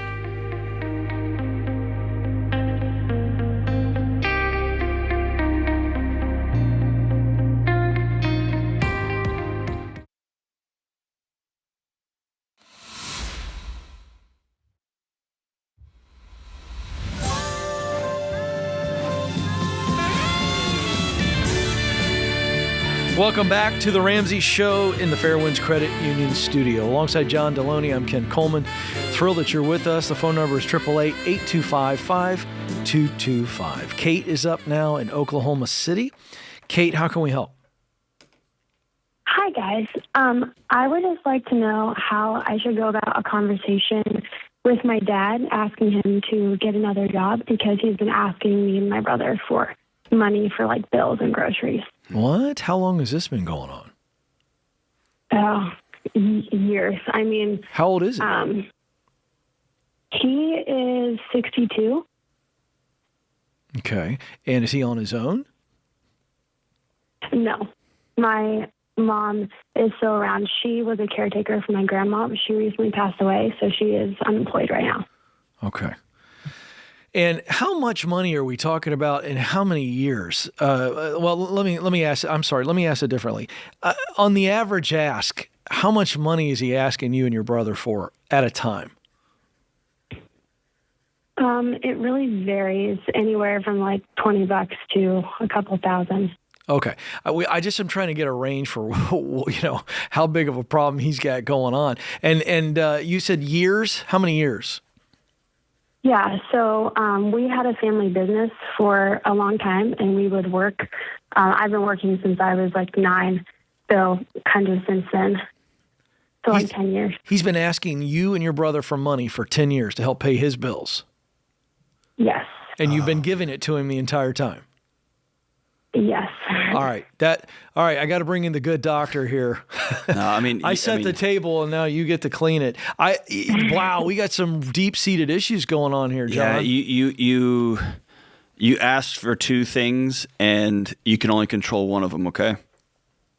Okay. And so the only thing you can control here is no thank you. Or thanks for asking, I'm not in a position to give right now. Okay. Or if you want to be, if you're ready to draw a forever boundary, I'm not going to be able to give you, or I'm going to choose not to give you money anymore. And the more honest you can be there, the better. Do you still work in the family business with him? No, we had to sell it. He's in quite a bit of debt, so we had to. Gotcha. Okay. You can't recommend he get a new job because he doesn't think he needs one, because he doesn't. He has 2 kids that he's been leeching off of for years. Mm-hmm. He's going to have to come to that on his own. And yeah, I just want to tell you, I'm as a dad of a daughter sitting next to another dad of another daughter, I want to tell you I'm sorry, because no dad should put his daughter in this position. Yeah, thank you. You've been carrying him for a long time, and that was never your job. What's going to happen when you do what John tells you to do? How's Dad going to react? Oh, I can tell you, he's going to react like a child, right? Yeah, I don't know exactly. He definitely asks more from my brother, but is your brother fed up with this too? He's definitely more lenient on it. He's kind of like, well, Mom and Dad need money, so I'm going to give it to him. And see, John, that's another dynamic, because we're giving Kate this advice, Kate's calling us. Yeah. But if brother's going to continue to help, this is never going to get any better. So even more so, Kate, do you do what John tells you? And you're going to be do? isolated even more. Mm-hmm. Yeah. And the reason I'm bringing that up with John next to me is because I think you need to be prepared for Dad. You said you don't know what he's going to do. He's not going to react in a good way. And now he's going to put more pressure on your brother, and brother may come to you and go, what are you doing? I guess, John, I wanted to be prepared for the worst case scenario so that we protect Kate. I mean, I think Kate's going to have to make some choices about, do you have community? Do you have people you can count on? Do you have someone you can talk to? Because this is going to be an isolating, rocky storm to weather. Right. I'm actually moving out in April. Good.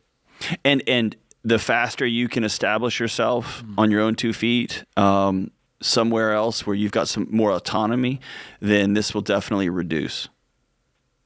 Okay. But it will be incredibly uncomfortable, disheartening, heartbreaking. And so I'll say it this way. If it takes you giving him money to preserve the relationship you want to be there does not exist. Yeah. It's a predatory relationship. You owe me. I'm your dad. I think I keep giving them money because I just feel bad they don't have money for bills, and I don't want them to. That's right. You know. Okay, I want to walk you through something that I learned from my buddy Becky Kennedy. She's a psychologist in New York. Okay. I would have told you in the past, like, you're feeling guilty, right? And she changed the way I think about guilt. She said guilt is a good feeling that your body experiences when you violate your own values. Right? Mm.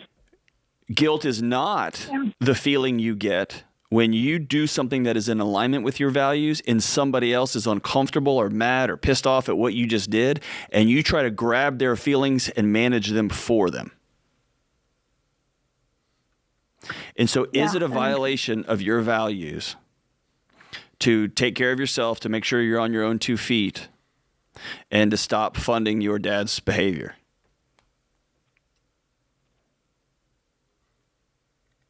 Yeah, no, I definitely need to. I'm definitely ready to move out. Okay, so when he comes at you full storm, when your brother comes at you full storm, make a commitment to yourself. And by the way, you don't just declare this like Michael Scott, like, I declare bankrupt. This is hard and it's painful and it takes years, okay? But make the commitment to yourself. I am not going to try to manage y'all's anger, your frustration, your demands, your coercion. I'm not going to try to manage that. I'm going to be in control of me, and I'm going to be compassionate, respectful, honorable. I'm going to always tell the truth.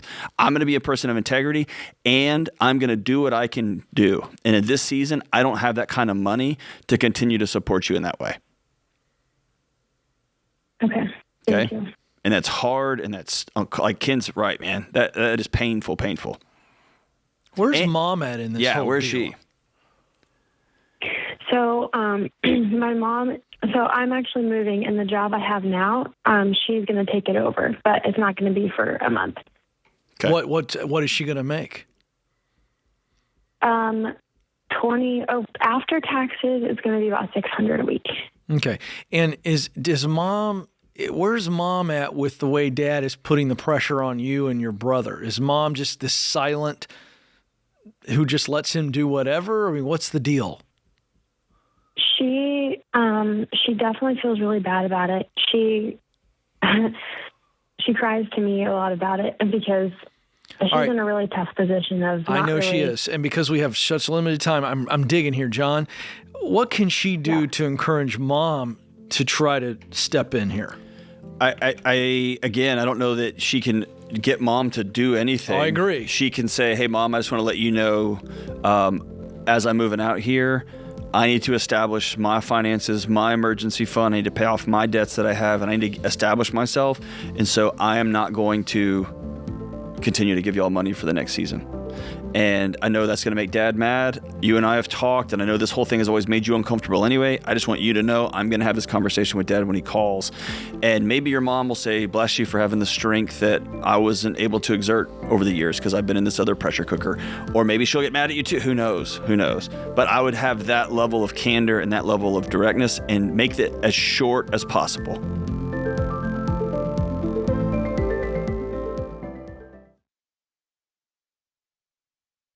When people hear my story of paying off debt, they say things like, dang, that must have been so hard. I could never do that. And I tell them, sure you can. It's a short-term sacrifice for a long-term gain. But do you know what's really hard? Working your whole life and never having anything to show for it. Never having the long-term gain. Just feeling broke and stressed and maxed all the time. And sadly, that's the hard that most people choose. Listen, you're capable of transforming your situation and living a life of freedom, but you need the right tools to do it, like our EveryDollar budget app. In minutes, it'll build you a step-by-step plan that's tailored to your money situation. And every day, it finds ways you can free up extra money in your budget so you can get rid of your debt and actually build wealth. So make the choice today. Short-term sacrifice, long-term gain. Choose the tool to help you get it done fast. Download the EveryDollar app and start for free today.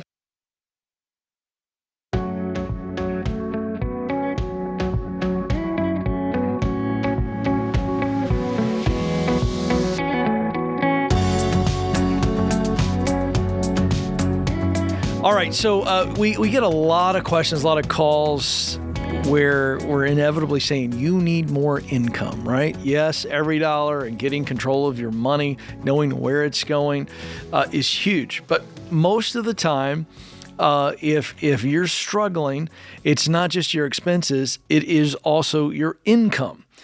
And the reality is that we've had a very popular article. It's called 14 Best Work From Home Jobs You Can Apply For Today. And this is all about increasing your income, right? I need more. I'm in gazelle intensity and I got to bring some more money in.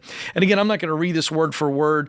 You can click the link in the show notes to get this, but you're looking at things like virtual assistant is on the list, right? A tutor, customer service, where again, I'm working at home, which means you can wear those sweats, you know, hey, and you got a laptop, whatever, graphic design, accounting, bookkeeper, teaching, video editing, things of that nature. That's just a few of the list. And again, go to the show notes and get it.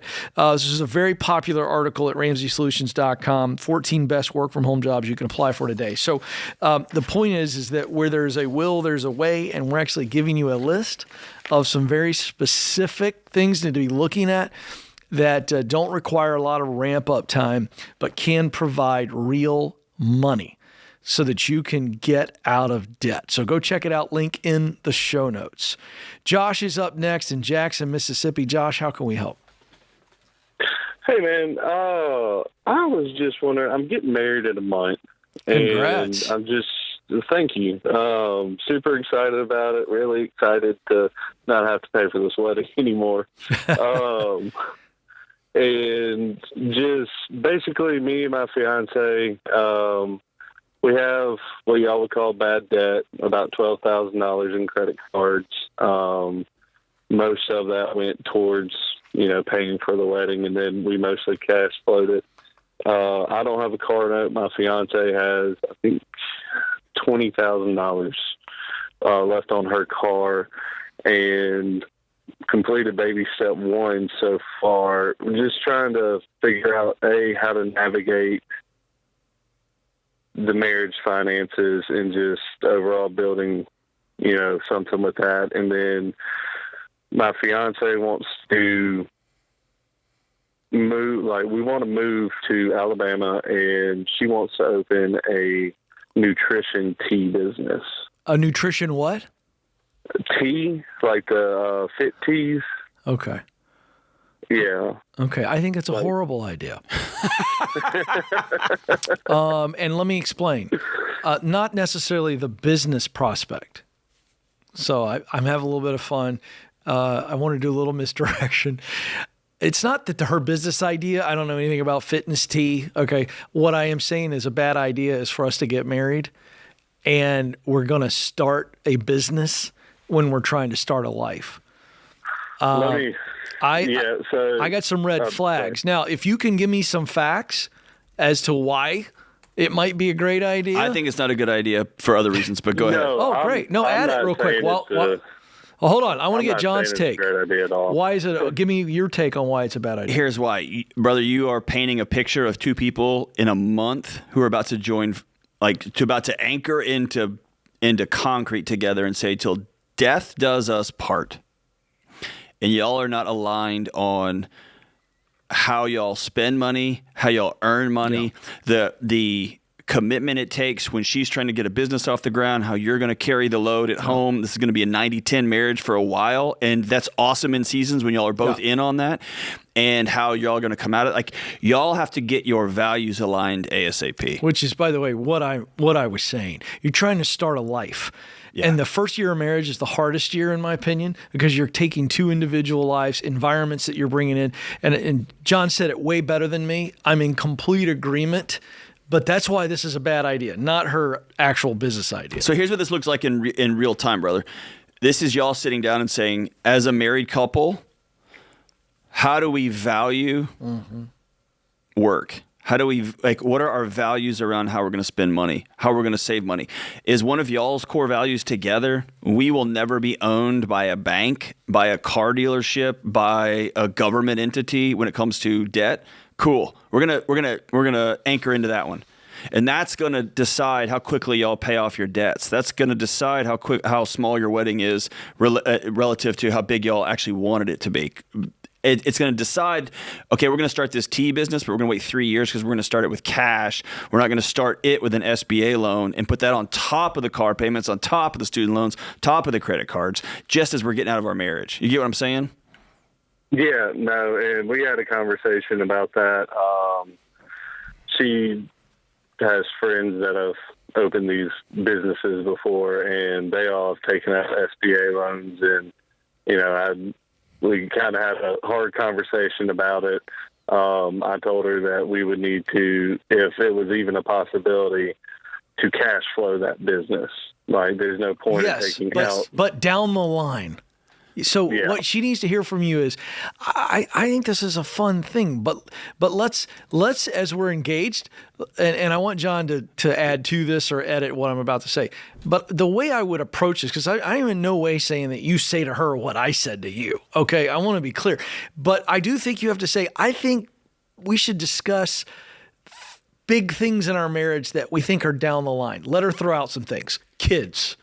Or we want to live part-time in Costa Rica for 1 year. Whatever these big, fun things are that I think it's great for engaged couples to talk through.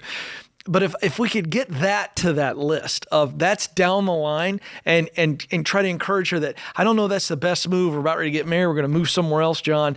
And so I want to set him up for a win here because I don't want her to hear no. I'd rather her hear, I don't think that this is the best time. So not yet. Well, and it's just the way you get around it is not get around it, but the way you go right through it is let's talk first principles first. Mm-hmm. Who are we? Are we going to be a couple that borrows money?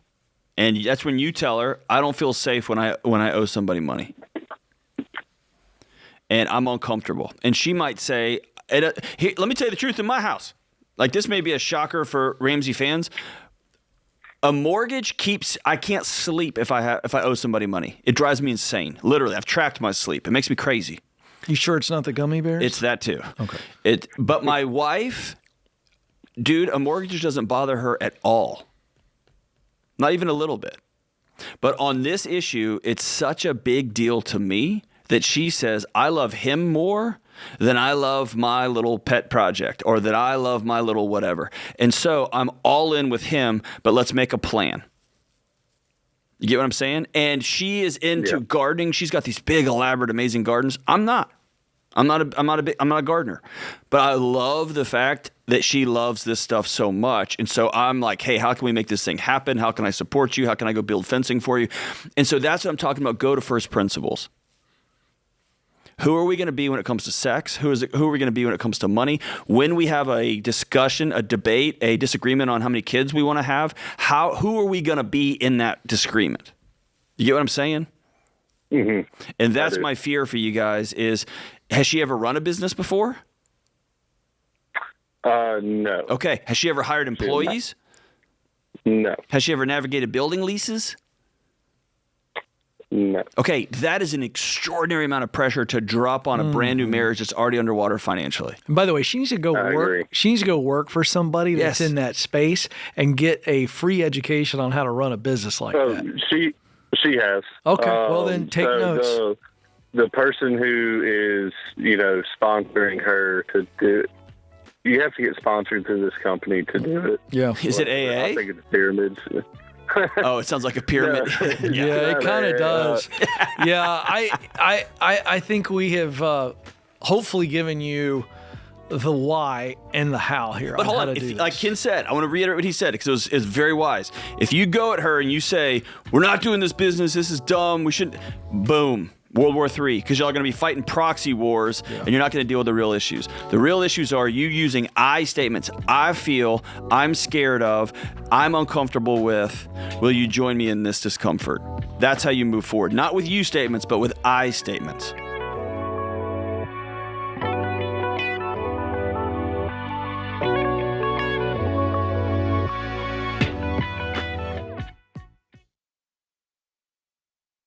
Hey guys, Dave Ramsey here. Every day on this show, we help people work through real money problems and figure out what to do next. Now, you can get that same kind of help anytime with Ask Ramsey.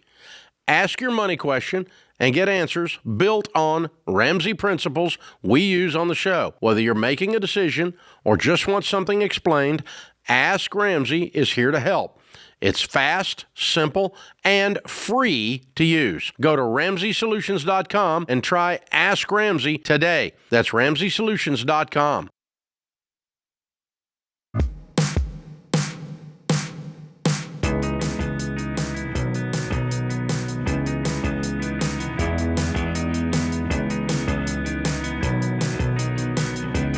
All right, this is always fun when we get a Baby Steps millionaire who calls in to share their story.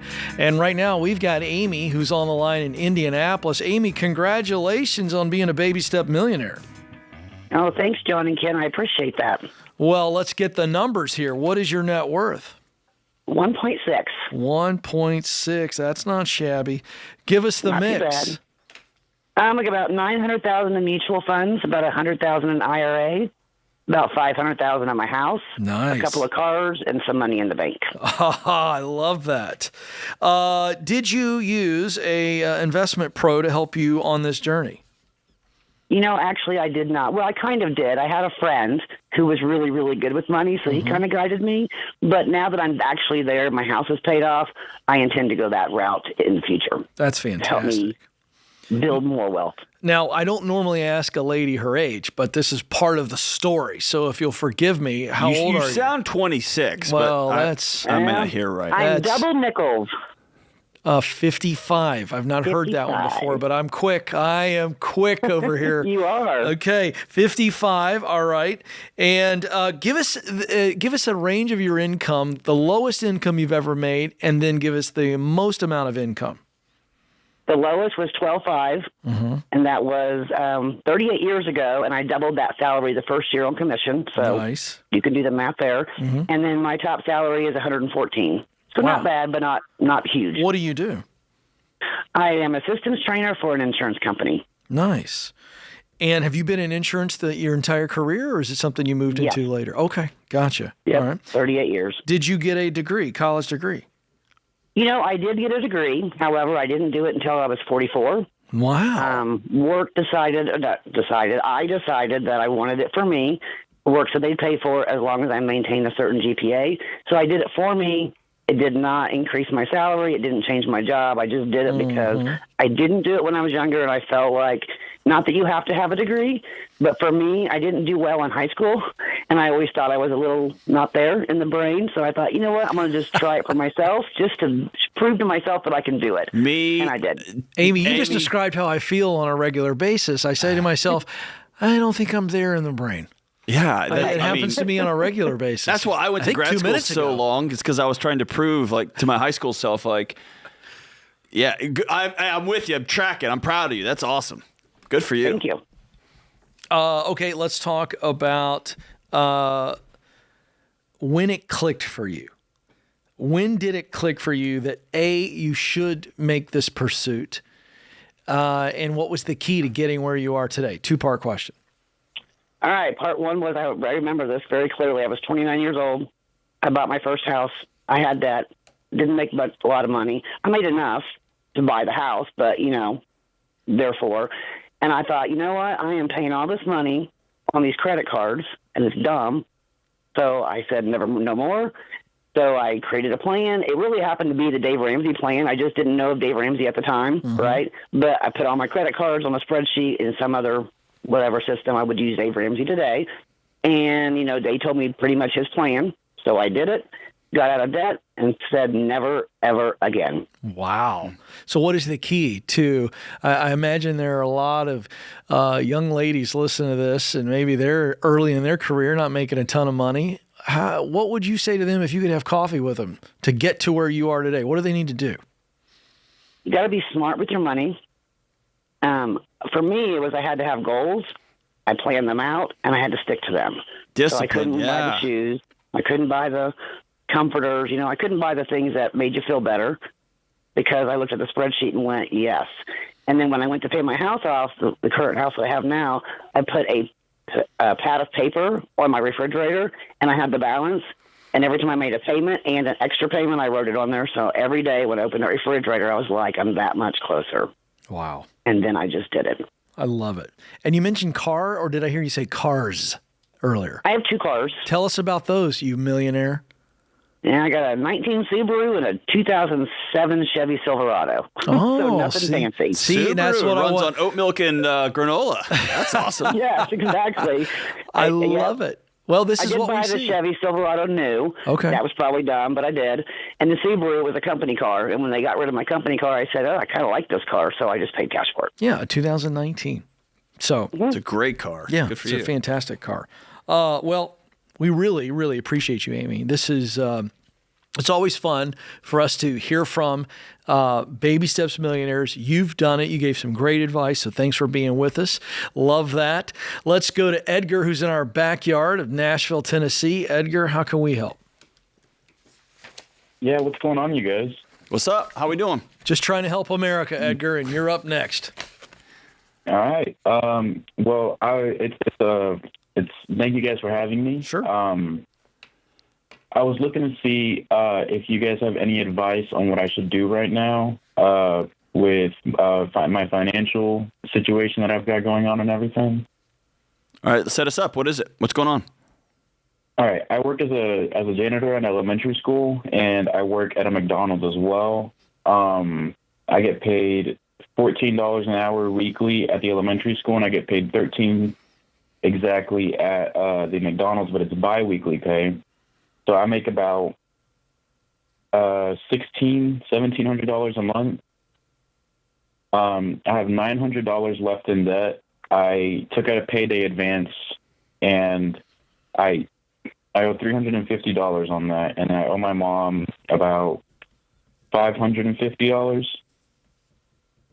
Okay. And then I'm trying to know what I should do because I got a really good job offer to boost my annual income from $12,000 to $80,000 to $100,000. Okay, why are we talking about that? Yeah, do that job. What's the status of that?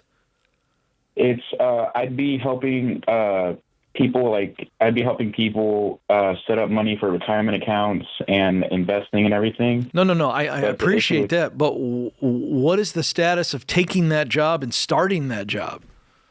I have to pay about $400 for the. I have to pay $200 to finish getting my license, and then I have to pay the classes and everything. So I'd be finding $400. Well, is this 80 to 100,000? Is this like we're going to give you the leads, and if you just close them, is this like a fancy Tupperware sales thing? They give so there's going to be somebody who promotes it, and then there's going to be me who will take the call, and I'll be like, if you want to put $500 a month in here, I'll set you up for that right now. Oh, and then out okay. of that, All right. I'll Hold the get- phone. it feels sketchy to me, I got to bro. tell you, I thought you were talking about you were going to get into a money management where it's actual real, like a SmartVestor Pro. Yeah. And they kind of seed you your first year or two until you bring in the accounts. What I'm hearing sounds really shady. Yeah, it's a marketing thing. Don't do this. Don't do that. So let's talk about how we bring. Huh? No. You're going to find yourself out a Trust whole me. bunch of money for this coursework. You're going to keep having to pay courses. You're not going to get the clients that you think you're going to. No one's going to say yes to this because John and I sniffed sketch on this in one sentence when you described the work. So no one's going to buy that from you. We have limited time with you. Number one, you need to be on every dollar, and you don't have any money, so I'm going to give you every dollar because you need to begin with just a little bit amount of money you've got. You need to get a budget. Now, the good news is you're almost out of debt, okay? But you need to be working a much better paying job. How old are you? I just turned 20 recently. Okay, great news. It's awesome, man. You go work at a big box store, a Home Depot, a Lowe's, a Walmart. Like, let's go find something that's in that $20 an hour range. Maybe he's got some benefits. I don't care if you're working at a coffee shop that pays well. You got to get on your feet. And you have, the good news is you have very little debt. The bad news is you have no money either. And I'm not sure you know how to manage money. So what I want you to do is hold on the line. And let's get you in every dollar. This is way more than a budgeting app. It's like having John and I in your phone, coaching. It's got coaching in there. It's not just getting you started on a budget, which you need to do. And I also want to give you total money makeover so you can see the long-term picture of how the baby steps play out for a young man like you to where you're a multi-millionaire. And But you're not no scams. And you're not afraid of hard work, which I love. You just got to have the right plan.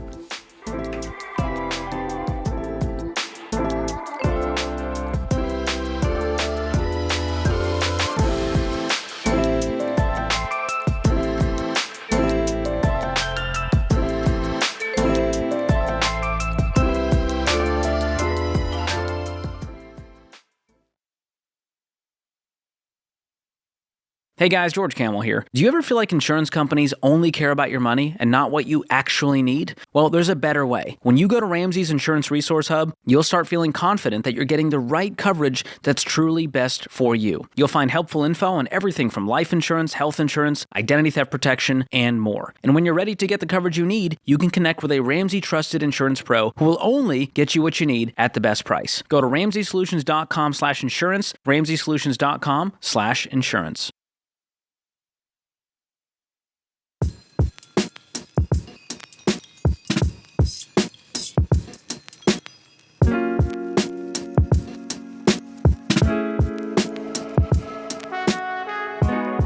Our scripture of the day is Proverbs 28:19.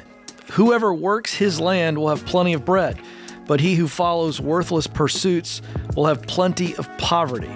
And our quote of the day from Henry Ford, thinking is the hardest work there is, which is probably the reason why so few engage in it. By the way, I want to point out that that's a great example of back in the day, you could insult somebody and they never even knew it. And that's one of those things, right? You could see Henry Ford. He was throwing some sarcasm out, but you read it in today's context, and it sounds like this deep quote when what he's really saying is there are a bunch of morons out there because nobody knows how to think. But now all of our leaders talk like elementary school kids, and they're like, "You're dumb, you're a dummy," and you're right. You don't have elevated right.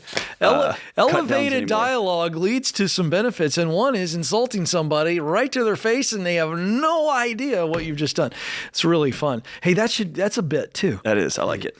Will is up in Toronto, Ontario. Will, how can we help you? Hi, how's it going? Good. What's going on today?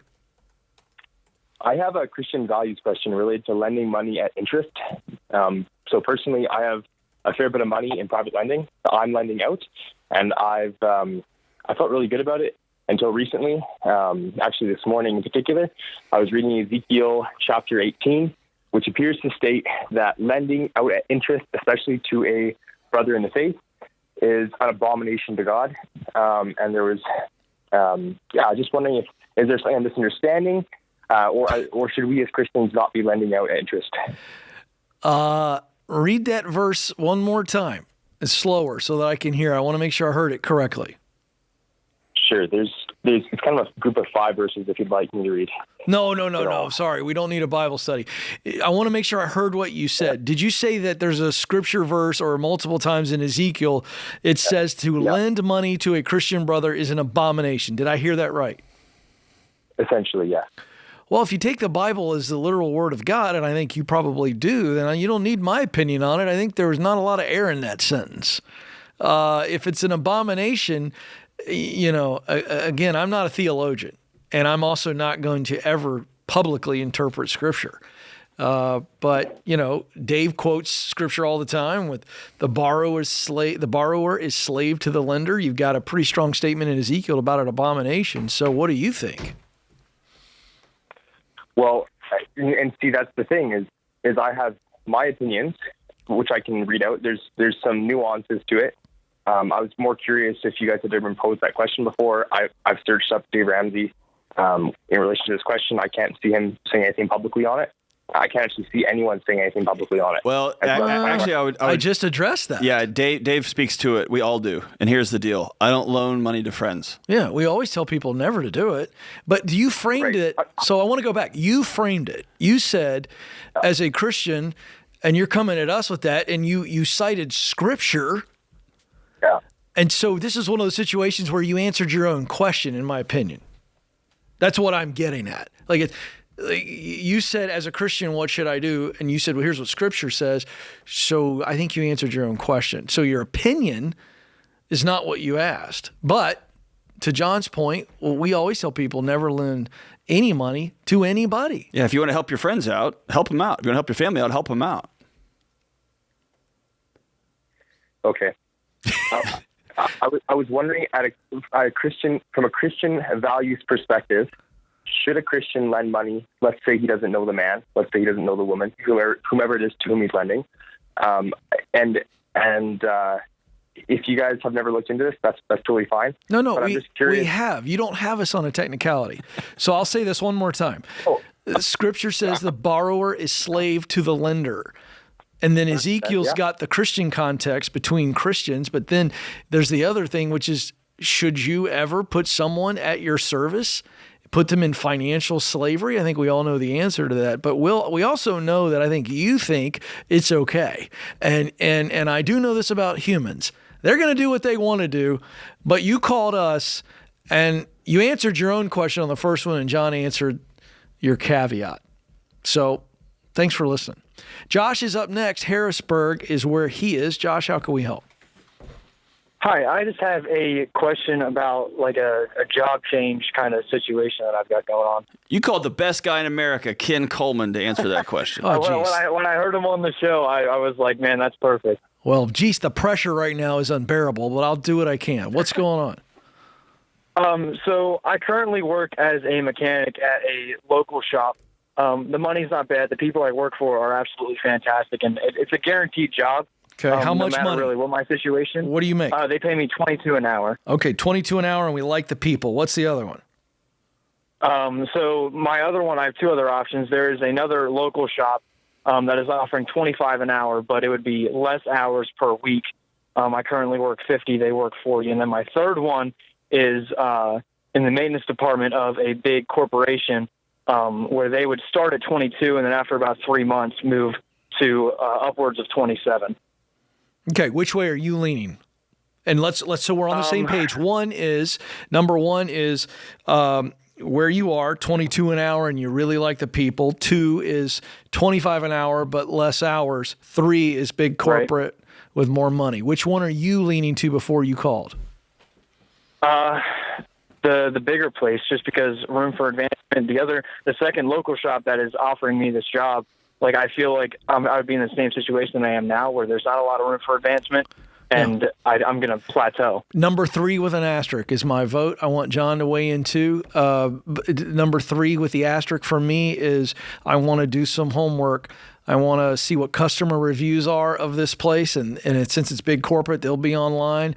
I want to ask around who has worked there. Do I know anybody that's ever had their car serviced there? How do they treat customers? Because how they treat their customers is how they're going to treat the people that work for them. So let's just make sure that it's not this awful environment. And if it's not an awful environment, and they treat people with a modicum of respect and they got a good reputation, yeah, I go 27 an hour with room to grow. That would be for me. I want to bring John in too, though. I have a unhealthy built-in bias, which is I want to add value to a smaller company that I trust. Let me put it this way. I have a bias against people running to corporate because it feels safe, especially initially. It also can get very unsafe real fast if Q4 numbers aren't going to make it and they got to lay off half the department in whatever department they need to pick to make their final number for the year. You can always go back to the local place. That's true. That's true. Right. But what's your vote? 1, 2, or 3? I think I know. I think I hear you saying number 1, stay. My vote is go where you trust the leadership, period.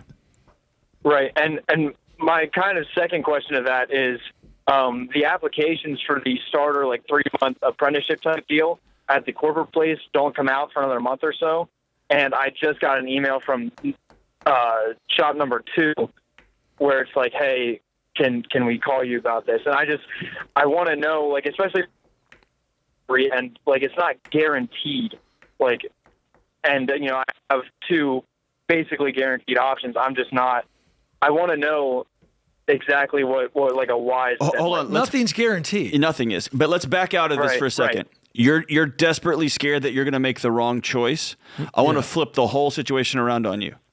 You have 3 offers, and one of those came today. They're knocking on their door to get you. If you pick wrong, you walk into a situation that you feel good about, and it sucks. Trust me. Put your name back out on the market, and you'll get picked up the following week. You're too talented. You're in a good industry. People need good mechanics. And that's why, again, I appreciate John's point of view, but I want you to have upward mobility. We humans crave progress. Yeah. And sometimes we just crave the opportunity for progress. And again, that's why I'm taking the corporate thing. I think it positions you well for something else. And that's the question we don't have time to get to, but I'm going to challenge you with this. Where do you want to be 15, 20 years from now with this mechanical skill? And does the corporate job position you to get there? I think you got to look at everything, but don't overthink it. You know what I mean? Young guy, I'm going to take the money as long as I'm not treated, like a jerk. Hey, remember this, folks. There's ultimately only one way to financial peace, and that's to walk daily with the Prince of Peace, Christ Jesus.